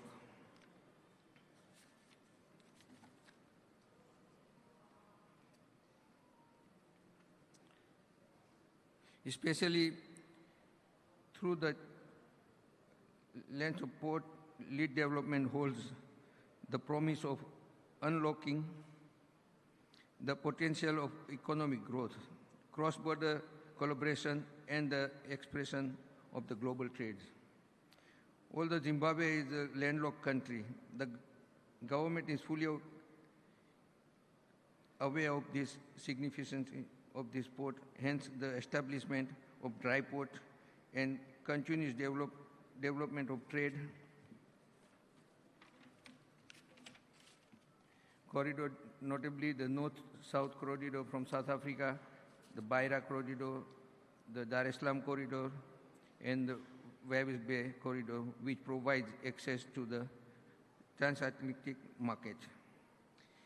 As I conclude, it is with a great pleasure that I extend a warm invitation to you all to join us at the Zimbabwe International Trade Fair, ZITF 2025, scheduled to take place from 21st to 26 April 2025 in Bulawayo, Zimbabwe, second city. The ZITF stands as one of the largest and most prestigious trade showcase in Africa, attracting businesses, investors, and policymakers from across the globe. The 2025 edition promised to be even more significant as we continue to create new pathway for growth, collaboration, and innovation across multiple sectors, including agriculture, mining, manufacturing, technology, and infrastructures. Allow me to take this opportunity to also inform you that Zimbabwe assumed the chair of the Southern African Development Community, SADC, a regional economic grouping comprising of 16 African countries. Therefore, we will use this opportunity to deepen the cooperation between India and the SADC region. Distinguished ladies and gentlemen, with these few words, I wish you fruitful deliberation for the entire Invest Kerala Global Summit. I thank you. Siyabonga.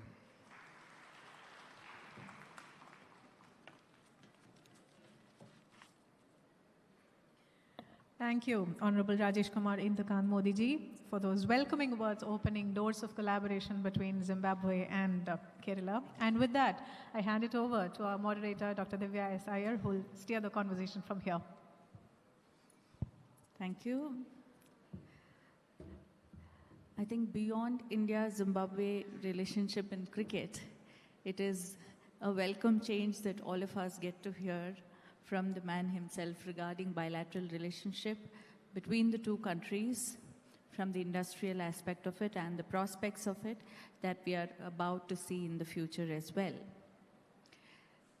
It is indeed a joyous occasion today to meet and greet all of you here at Invest Kerala 2025.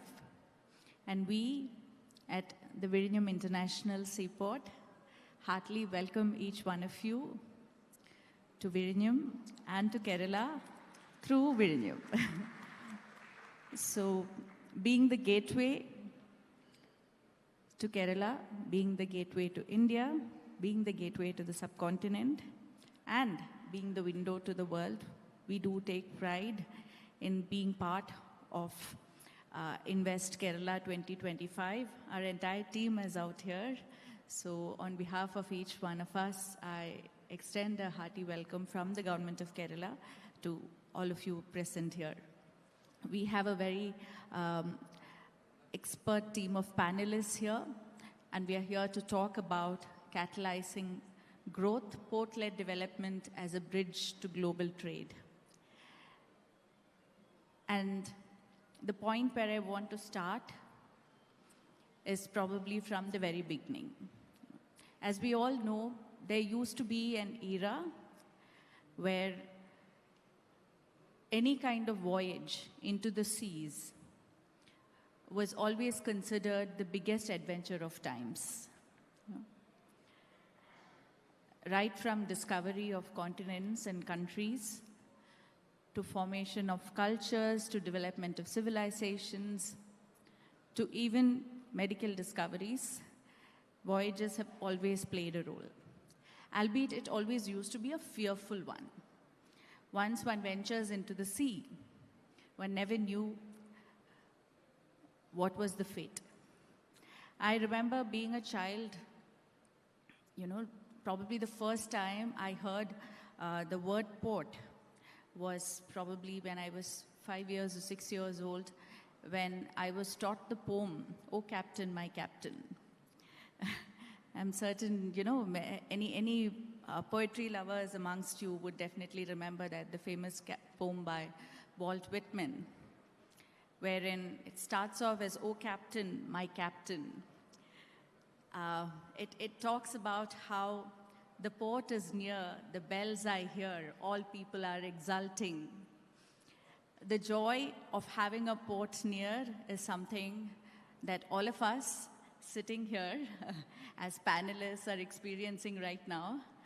But in the poem, it was fear, as I mentioned. It was fear, it was fateful, it was adventurous. But today, I would say it is very far away from all of that. We have come a long way in sea trade.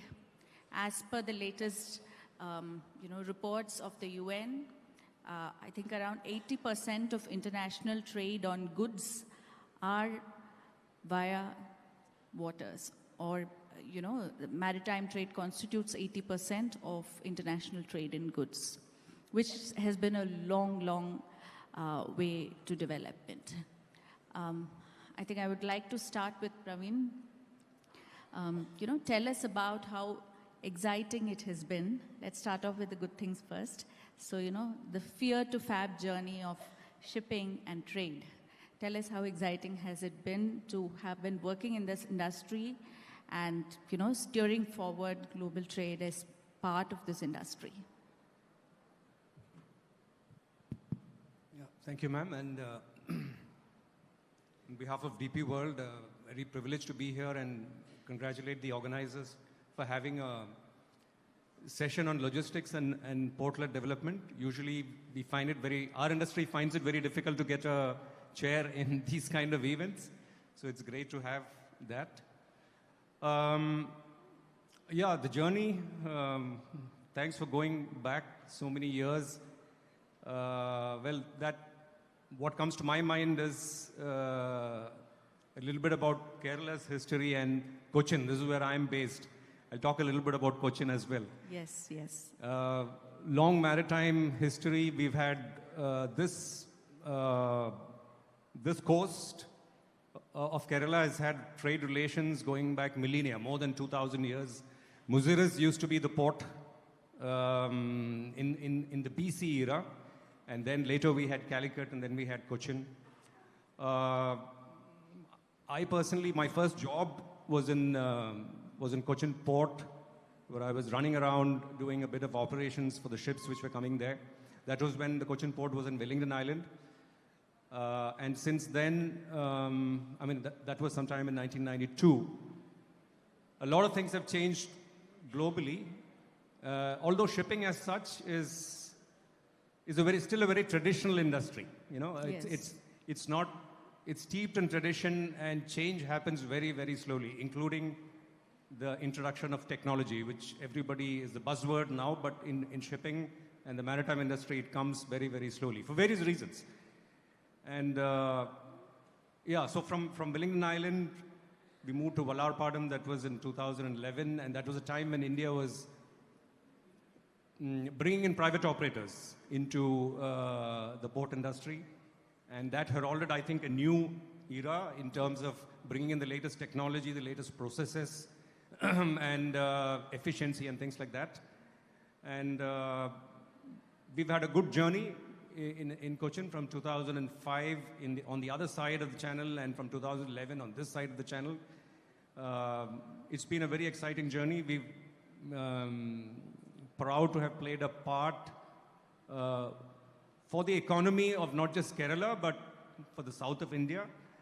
And very happy to have a neighbor, my friend Pradeep Sport, and yourself in Virinjam, and I'm sure we will, complement each other. Maybe we'll talk about that later. I think I'll leave it at that. Thank you. Yeah. Thank you so much, Praveen. As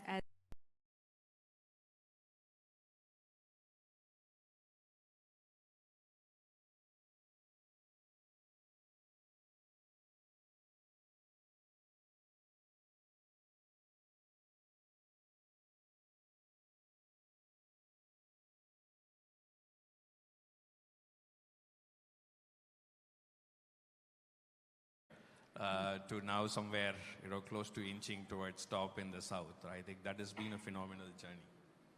Yes. Amrish, you have been with the shipping industry for quite a bit now, as I learn. Tell us how shipping industry has actually changed the trade scenario in our country as such, from your first-hand experience. Thank you, ma'am, and thank you, Invest Kerala, for inviting us to this port-led development session. So I have been in industry for last 25, 26 years now, and had privilege to work with Mercantile Marine Department, which is part of Directorate General of Shipping. Yeah. So I was heading Paradip Port as a surveyor in charge. So what I have seen when we started as a cadet in year 98, 99, to now what we are in 2025, lot of automation, lot of mechanization has taken place. And today what we see in India, more or less, we have on an average 25 hours of, the throughput. Vessels more or less take about 25 hours, which if you ask me, when we started, it used to be 4 to 5 days. So that gives you the complete picture of from where 4 to 5 days to 1 day we have gone.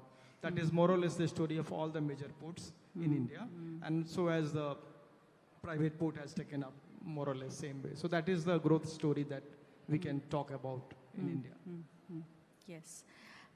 Both of you very prominently mentioned the entry of private players into the sector. So, ours as such, I think is one of the finest PPP model that we have in the country as well when it comes to Virinjam International Seaport as well.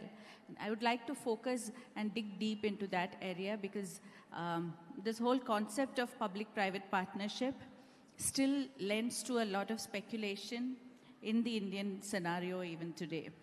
But I would think that, shipping industry has been one which has successfully navigated through all those speculations and actually come out of it with flying colors. How do you think we have managed to do that, and what are the challenges that you face in, having this industry in a PPP model as such? Yes. Yeah. Okay. So, I would like all of your comments on that. Yeah. So, Indian ports, if you see, of late, if you go to any major ports, you will find out how they have managed their resources, how the warehouses are looking like.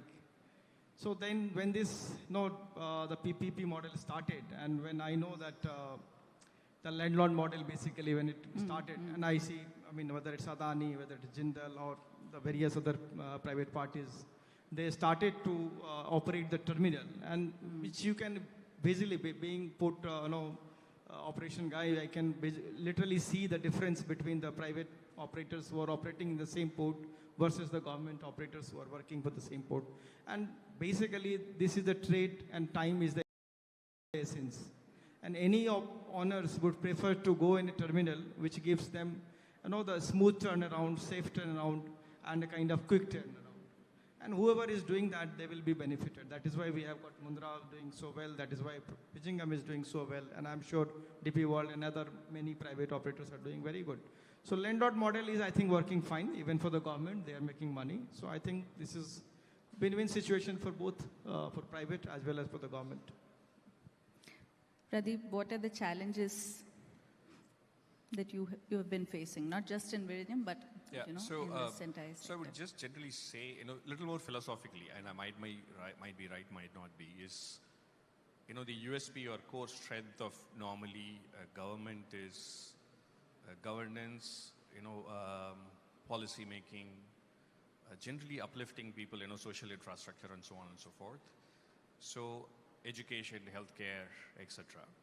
But the moment you come to any industries, and especially certain areas which is specialized, it might be better to hand it over to the person who is an expert in doing it and doing it better. That will again go back to the same thing goes. It will enable and help in the social development. So that's first, right?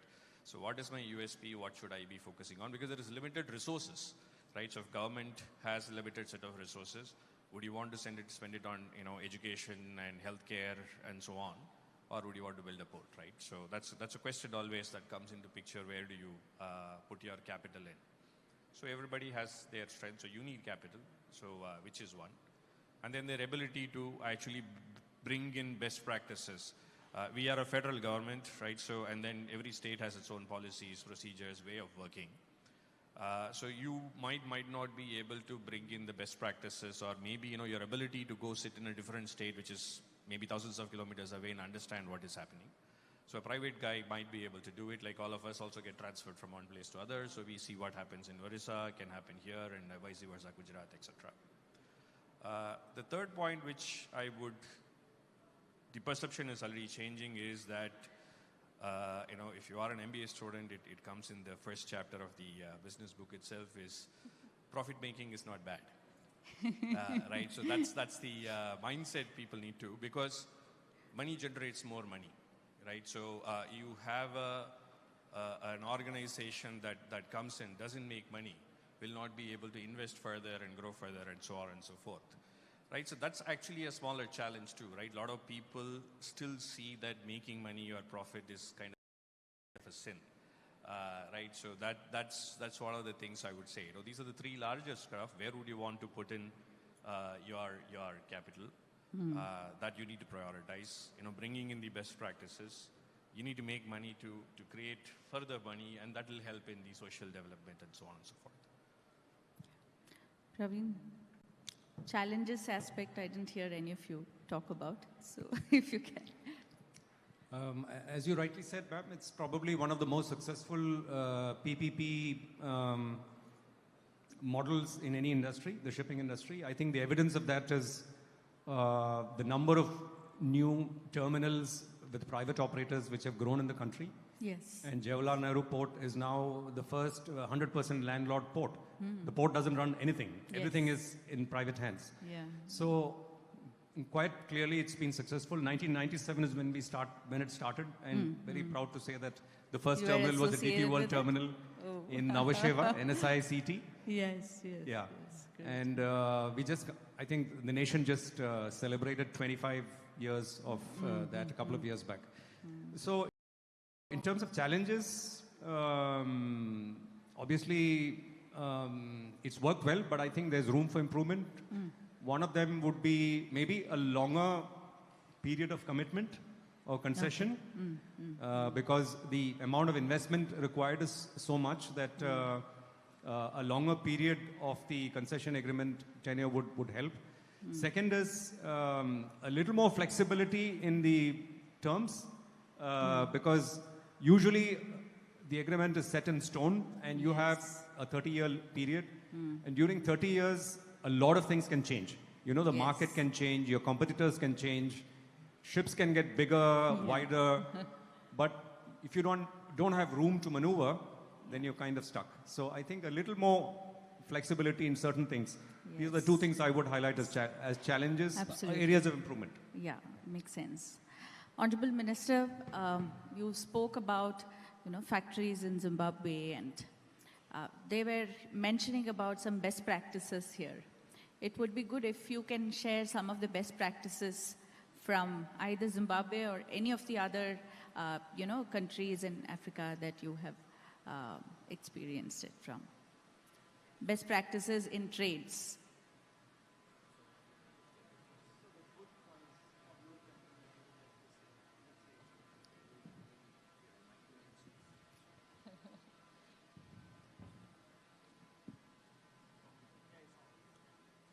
Okay, thank you so much. I've already mentioned the benefits, to come to Zimbabwe and do the business. But I can go again and say, right, as I mentioned, that we have African continental free trade. That's got 54 countries under one roof that you can do business with them with 1.3 billion people. Your customer base is very, very big. So that is the one benefit that you can get. Secondly, I've mentioned also that regional benefit that you can get coming to Zimbabwe and do your production or manufacturing, whatever you want to do. We bordered 4 countries: Mozambique, Zambia, Botswana, and Namibia. Botswana, Namibia, and Zimbabwe, and Zambia, they are about 70, 80 kilometers in radius. Zambia, as I said, it's only half a kilometer, 500 meters away from the border. So that kind of benefit, and because we have the agreements, so you can supply your goods or products duty-free to those countries. So that's a very, very big advantage. Somebody who wants to come and invest into Zimbabwe. I think it answers your question. Yes, thank you. Thank you. Pradeep, talking about Zimbabwe, Africa, and I remember the days when we actually started, welcoming ships into the port. We used to be very curious as to, which is the port of call, where is it coming from, where is it going, and all of that. But now, when we complete, say, even 6 months of active, operations, if we plot all the countries, all the ports from where the ships come and, where the ships go to, we see that the entire globe, entire map would just light up, right? I think that is also the heart of maritime trade. That connectivity is so seamless and, it kind of demolishes all the barriers to trade at a certain level.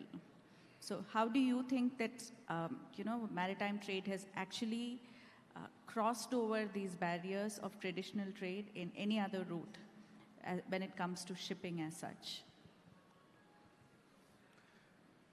If you did mention about 80-odd% of global trade happens this way. I'll give you the smaller example on why this is going to be there for a very long time. Yes. So we had the Red Sea crisis. There's a much longer detour, thousands of sea miles, nautical miles. But still, nobody shifted, no, I'm not going to do that, I'm not going to do air cargo. I'll just give you a smaller example. When you actually ship a laptop from China to Europe, the actual transportation cost per laptop is actually few cents. It is just few cents. We did this workout when I was in my earlier organization, one of the shipping companies. No other mode of transport of cargo will ever be able to give something like this, which is one. 2, whenever we talk about cargo growth, we always talk about, we think containers, but there are cargo which is liquid, which is dry, like coal and iron ore and so on and so forth. That bulk quantity, those huge quantity, I don't think so it can be transported at this current way in any other mode other than through sea and through ships, right? Absolutely. So 2 things, right? My long story short, right? So this is one of the oldest industries, dating back to thousands of years. And this is going to continue for at least, if not thousands, at least another hundreds of years, because in the foreseeable future, some of these cargo, few other things can go through Hyperloop, through train, through other things. But this kind of a scale, this kind of a size, complex cargo, it can be dry, it can be liquid, it can be bulk, it can be break bulk, you name anything, it has to go through shipping lines. Yes. The second thing is, another example I'll give. Today morning we were coming to the event and then we were choked on the container road. I mean, it was not just us, every minister and everybody. It was just chock-a-block, complete choke, This is what happens. When a train derails, everything comes to a standstill. There is no traffic jam in sea. Red Sea is closed. Okay, I'm taking Cape of Good Hope, right? Something else is closed. I'm taking an alternative because you know that 1/3 is land and then 2/3 is all water in this world. So you always have an opportunity, and India is blessed that we have such a long coast, and we should utilize the full benefit of it. So yes, madam. So whatever happens, things will get realigned. But as I said that if Chennai port, as an example, is getting choked, the cargo will go to Kochi, and then from Kochi it will get exported out, right? So that's an advantage that we always have in this trade, and it is going to thrive. Okay, great. I think that's a great point. The flexibility, as you mentioned, the cost effectiveness you mentioned. What do you think are the interventions from the side of the shipping industry and the trade community that have actually contributed towards this cost effectiveness, Praveen? Of course, containerization has done it in a large way, but So quite a bit, right? So since the beginning, late 60s is when containerization actually happened. So a lot of investment now, he did talk about that the port efficiencies have significantly gone up. The turnaround time of ships, specialized vessels, a lot of technology. You are aware of what we are doing in Virinjam. Your ability to give consistent productivity for a long time. Fuel efficient ships, green fueled ships, because all that is now important, right? So from an industry 20 years back, that was very, very hard to change, is kind of trying to invent and reinvent on a daily basis these days, right from going green to energy efficiency to custom designing stuff and productivity. So when any person I talk to about, including I remember you asking this question, is that what is your turnaround time? How fast are you turning around the ships? What is the wait time, right? So there is consistent, process re-engineering that is happening, investment in technology that is happening, customized solutions that are happening. So that has brought in significant efficiency. The concept of hub and spoke, transshipment, these things are a little more evolved now in terms of how they route and reroute the cargo. That enabled efficiency. Definitely. You just spoke about transshipment, so I'm tempted to ask Praveen, do you think that in the future of shipping industry and port-led development, there is going to be a sense of, specialization for each, port or for each wing of the shipping industry as such? Is diversification the way to go, or specialization the way to go?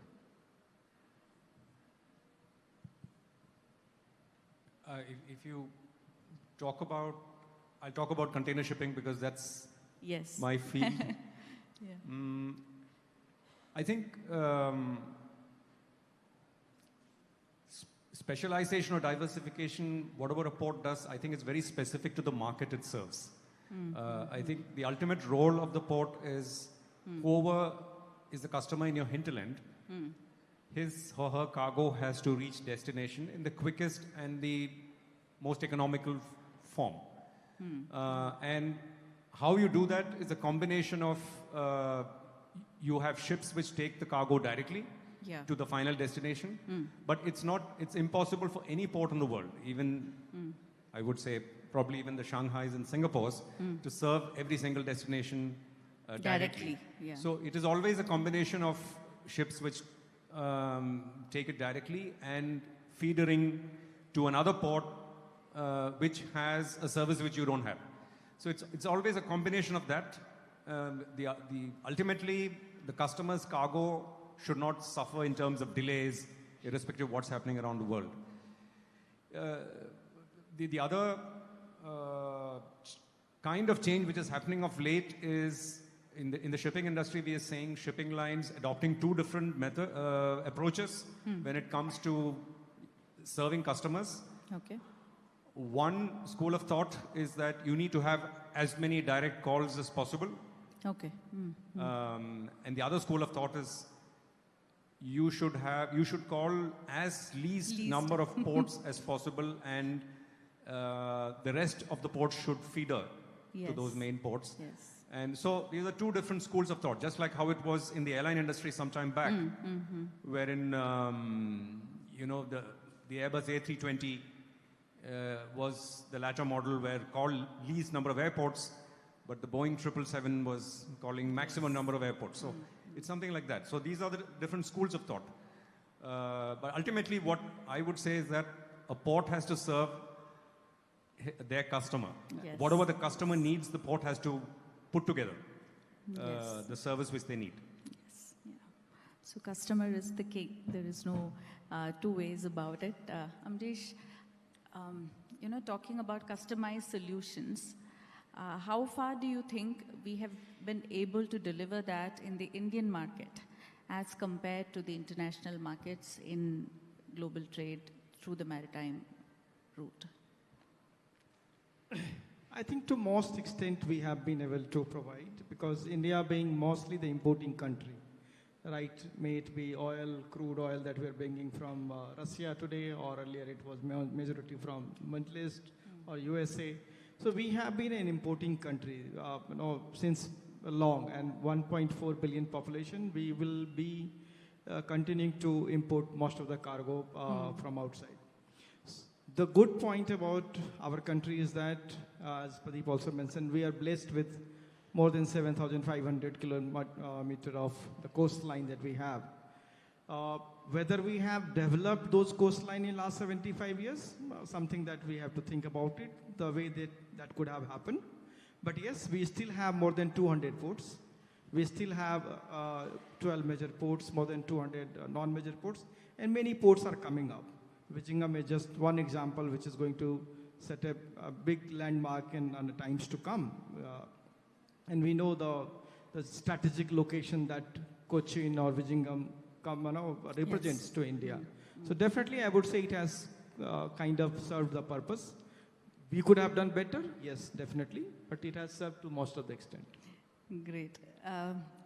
Talking about strategic location, getting back to the two of you, Vallarpadam and Vizhinjam both are located, in a very strategic location as far as the geopolitical scene is concerned. But at the same time, the sense of competitiveness is also quite evident, at least in the untrained eye, So one of the questions that I get asked very frequently is that, when Vizhinjam comes up, is it actually going to break Vallarpadam's market? When Vizhinjam comes up, how are you going to stand up to Colombo? These are the kind of questions which the common man is very curious to know. So I would like to know both of your takes on it, both as, competitors and as fair players in the field. Praveen first, yeah. Yeah, I think that's the first question. Even I get asked, not just by customers or colleagues, but even when I go to buy some vegetables from the vegetable vendor, he knows that I'm from DP World. That's the first question he asks me. So I think these two ports are very strategically positioned, as he mentioned, very close to the main shipping lanes. And I believe that the two ports can complement each other. One of the ports, I would say Cochin's main focus has been over the years and probably will continue into the near future, is about the gateway cargo. It's a cargo in the hinterland which comes through the gates. That's what we call gateway cargo. Of South India, not just Kerala, but the larger part of South India. And Cochin can cater to ships of a certain size because of a limitation in the draft. It's at 14.5 now. Possibly might go up to 16 in the near future. We'll have to wait and see. Whereas Vizhinjam can obviously accommodate much larger ships, as we are seeing now, and cater to mainly transshipment cargo, possibly, and cater to the larger part of India. You know, the Indian peninsula as such. So I would say between Cochin and Vizhinjam, I'm seeing a good combination of two ports which can cater to the market in South India as well as to the market for the entire the country as such, through a combination of gateway services and transshipment services, and a combination of being able to handle ships of different sizes, catering to different trades. Yes. Yeah. So I truly hope that it's going to be synergistic and 1 + 1 will be more than 2. So. I would say this, right? So India needs more ports capacity. Our current capacity is quite inadequate. That's the first point. So there is no competition itself here. So because we need more ports or more capacity. If you actually see, you know, India doesn't have a mega port like what you have in certain other countries. And I was reading today that Jubilee did some 15 million last year. You know, I'm just saying, you know, there are Chinese ports do 30, 40, 50 million. So India's largest Mundra does around 8 million.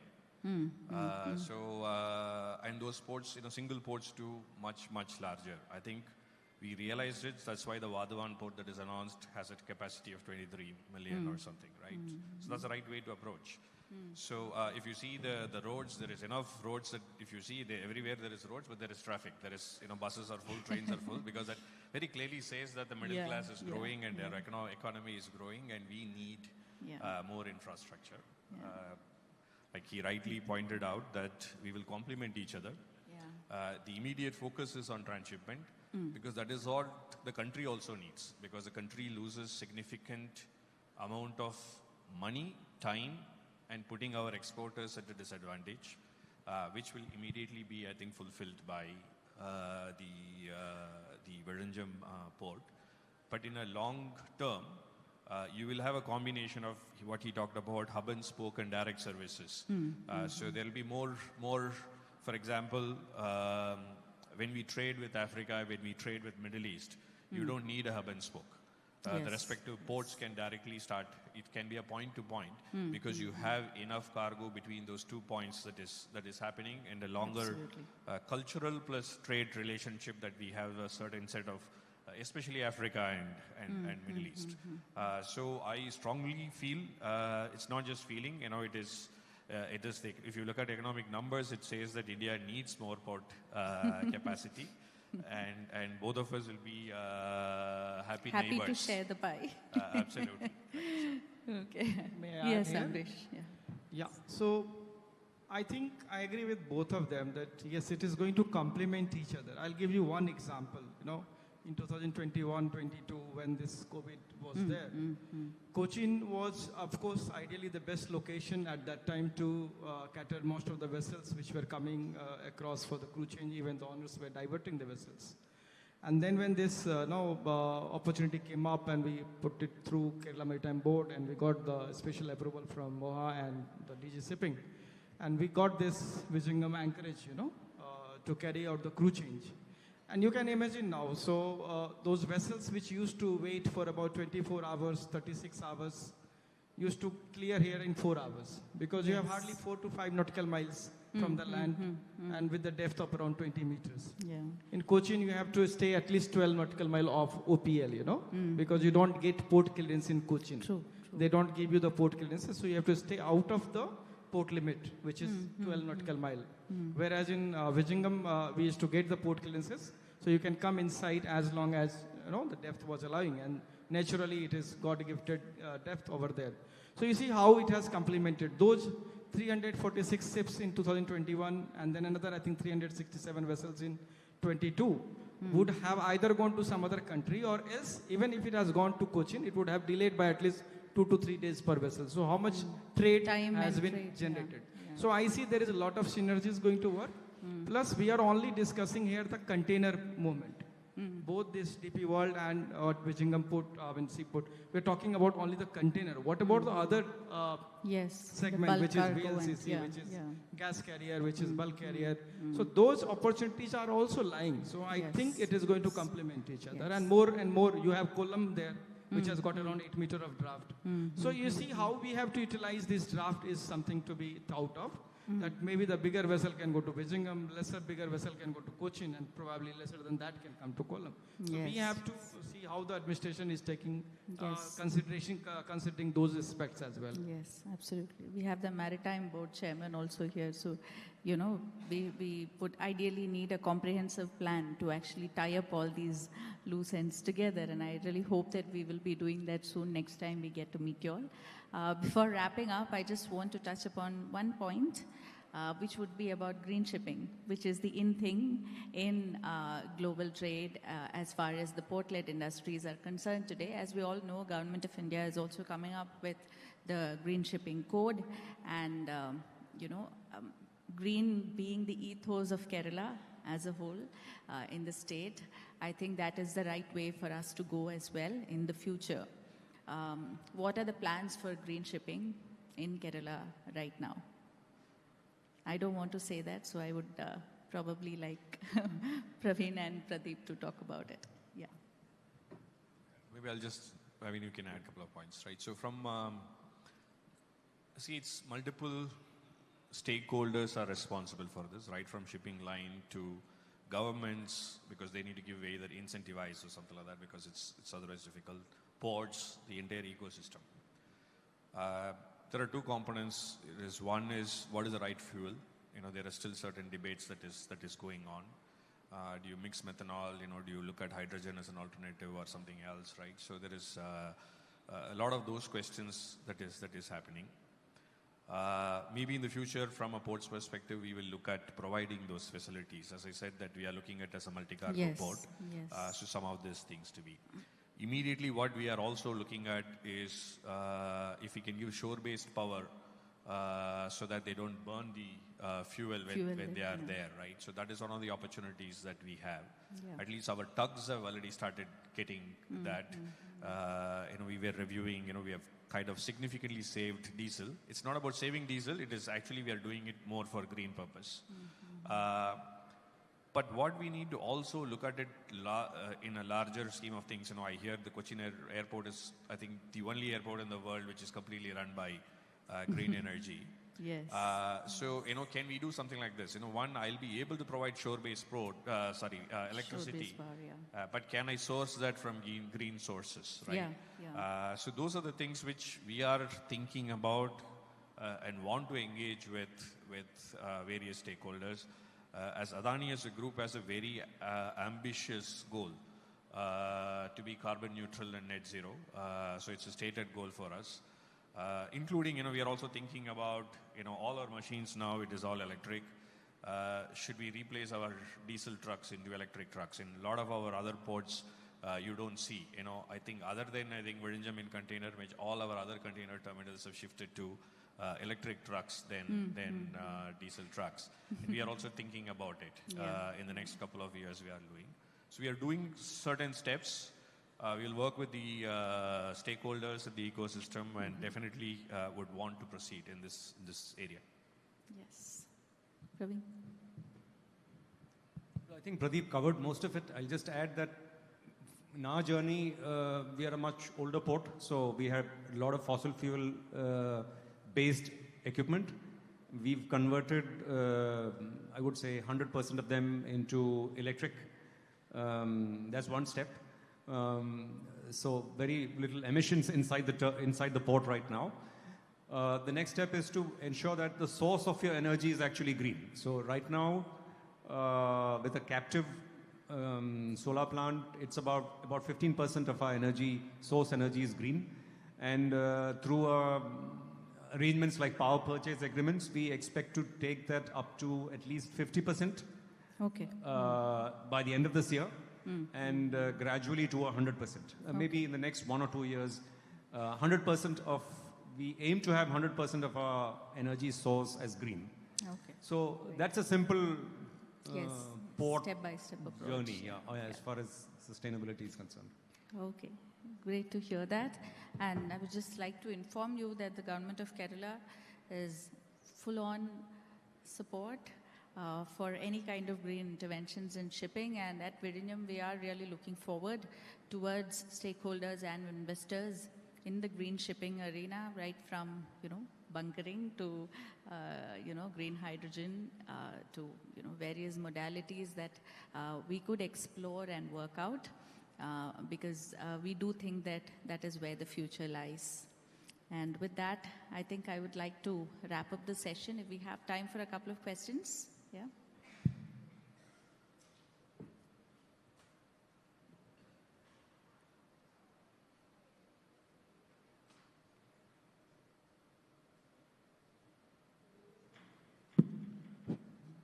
This is Dr. Umar Salim with you. Thanks for a fantabulous session moderated by Madam Divya. Capturing her one word of bilateral. And my question is to the Honorable Minister. Minister, you were talking in your keynote address regarding the electronics industry, energy storage, nothing but the lithium-ion battery, and also solar. India, we have our own knowledge intelligence in this particular proposition. How effectively we can globally, we can do a trade collaboration relations in transfer of technology or in terms of indigenous production for your ecosystem, for your requirement from our knowledge base, how well we can collaborate effectively on a cross-border, bilateral, business arrangement, exchange of knowledge relation methodology.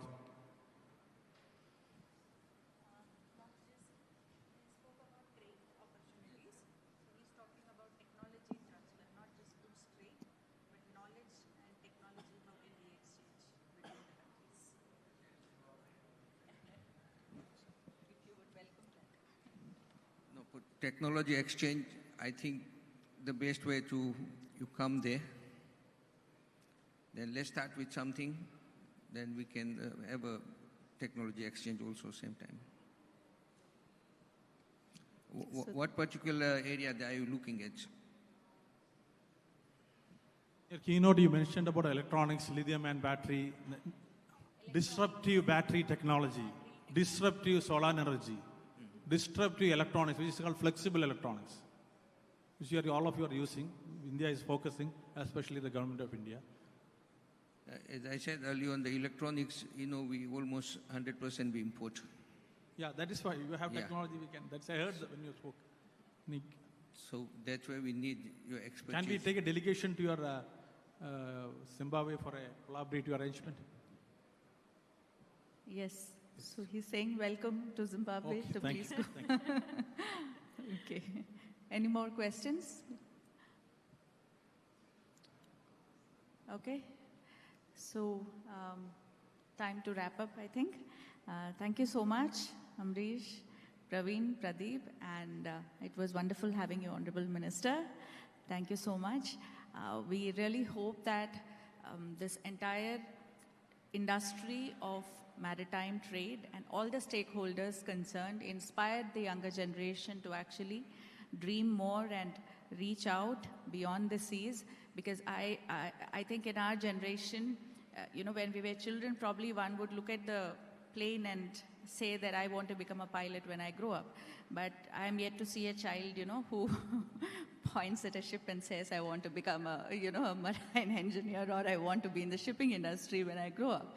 So I think the time is now, and the next generation will definitely find lots and lots of lucrative professions within the shipping industry. And maritime trade is here to stay, and let port-led development benefit all the people around it, not just the stakeholders, but as you rightly pointed out, the customers and the consumers who are definitely the ultimate gods for all of us. So thank you so much for joining in this session. We hope all of you enjoyed it as well. Thank you for being a wonderful audience. Thank you, Dr. Divya, for steering the conversation. But before we formally express our gratitude to all of you with a memento, I'd like to take a moment for a special ceremony on stage with your permission.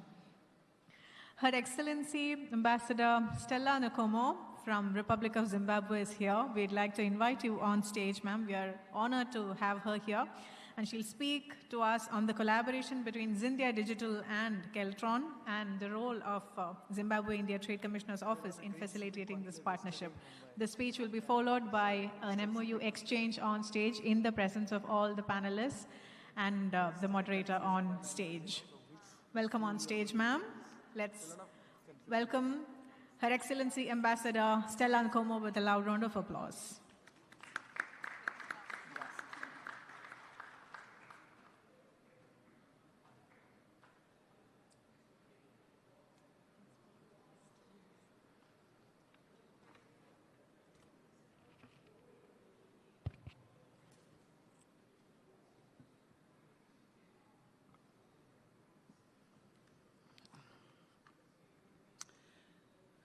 Good afternoon to you all.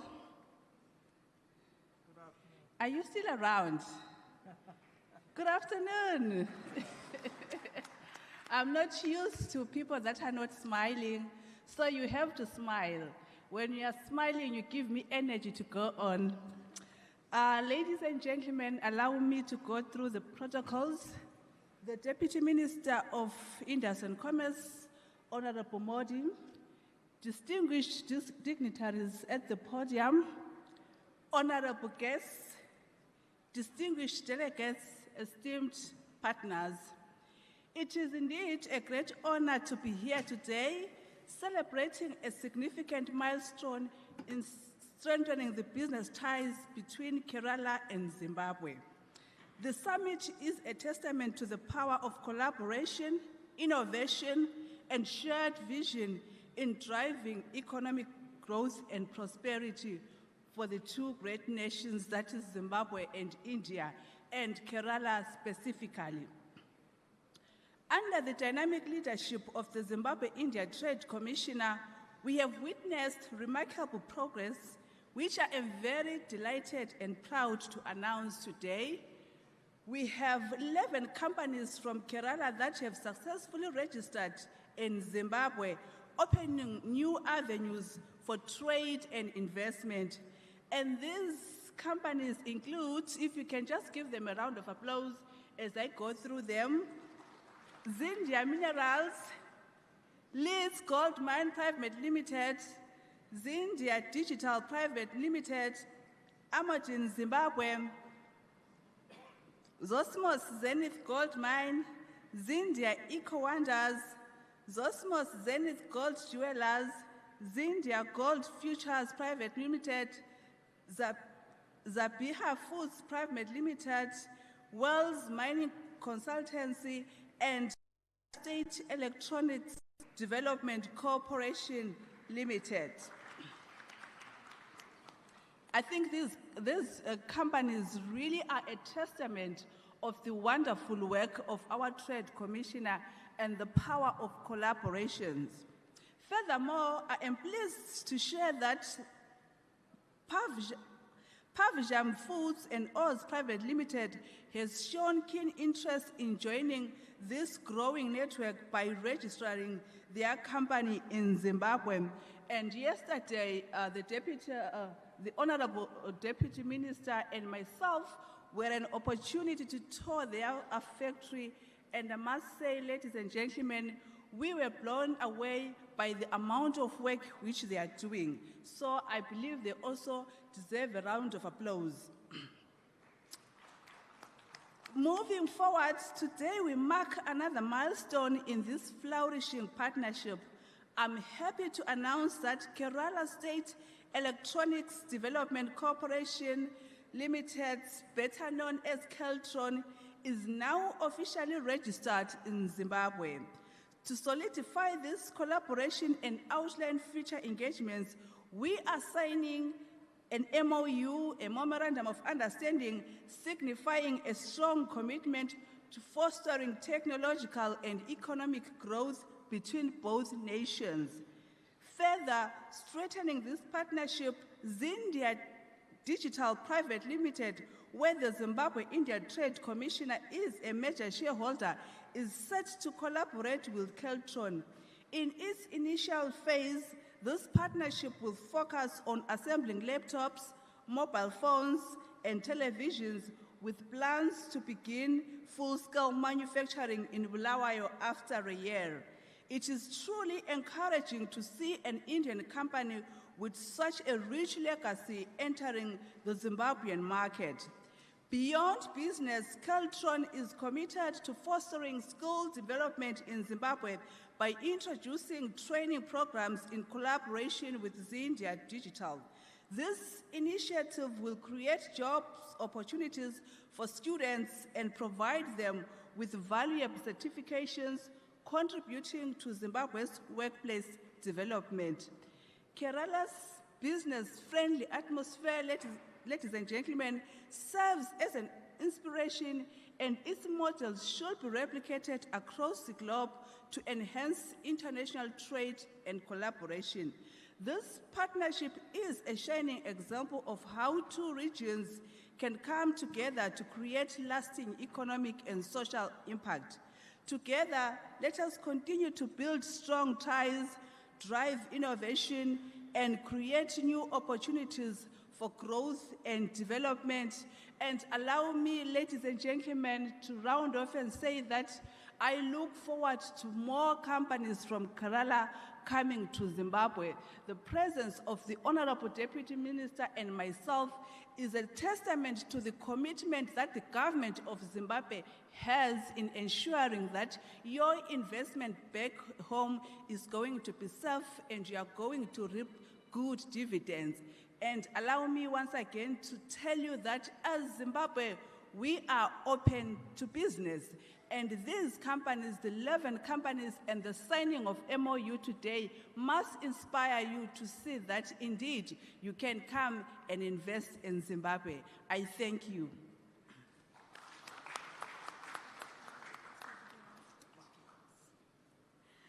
Thank you, Her Excellency Ambassador Stella Nkomo. And for the MOU signing and exchange, I'd like to bring on stage two gentlemen, Vice Admiral Sri Kumar Nair, Managing Director of Keltron, as well as Mr. Baiju M. Kumar, Trade Commissioner of Zimbabwe, India, joining us on stage for the MOU signing and exchange. In the presence of all the dignitaries on stage, as mentioned here, this is an important milestone in our partnership. And there was a question here specifically about electronics and the knowledge transfer that's possible, and that's exactly that we are kickstarting here today. I request both of you gentlemen to take the center stage. In the presence of Deputy Minister of Trade and Commerce, Government of Zimbabwe, Honorable Rajesh Kumar Indukan Modi ji, and Her Excellency Ambassador Stella Nkomo, as well as all the dignitaries present on stage. A memorandum of understanding is being signed and exchanged on stage as an important milestone in our partnership.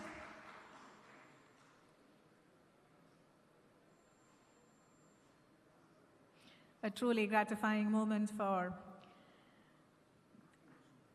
Invest Kerala Global Summit.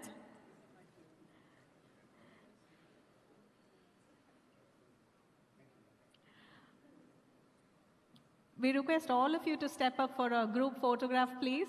We request all of you to step up for a group photograph. Yes.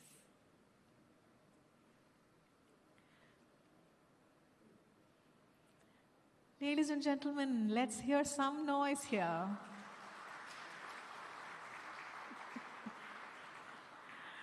This is what such events are all about, through collaboration and making things happen. And I'd like to request the Managing Director of Keltron to stay back and present mementos to all our dignitaries on stage on behalf of Government of Kerala, starting with the moderator of our session, Dr. Divya S. Iyer.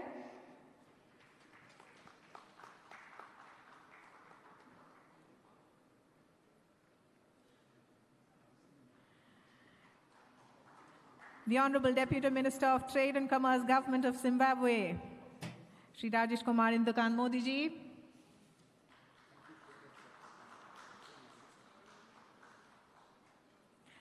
Mr. Pradeep Jayaraman, Chief Executive Officer, Adani Virinyam Port Private Limited.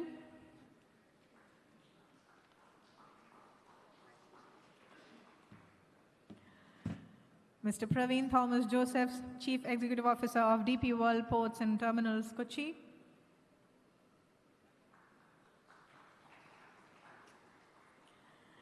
Captain Amresh Jha, Director of Kanu Shipping, India.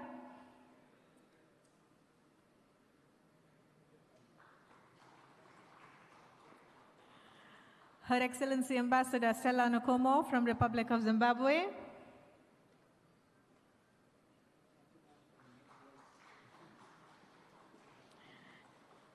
And Sri Baiju M. Kumar, Trade Commissioner, Zimbabwe, India.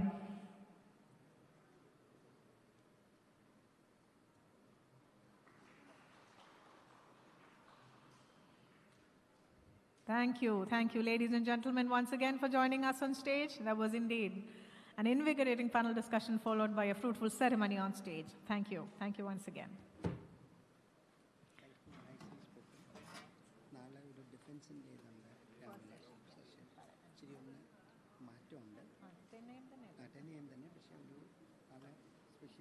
Okay. That brings us to the end of programs on this stage, or I should say knowledge sessions on this stage at Leva 1. But tomorrow, sharp at 10 a.m., we get started with our plenary session, and this one's about strategic advantage for aerospace and defense innovation. That said, the night is still young. There is cultural entertainment unfolding for you this evening, and that will be happening on this stage. So it's just the end of knowledge sessions on day 1 at Invest Kerala Global Summit. Cultural programs start here at this same venue at 6 p.m. See you here back. Thank you.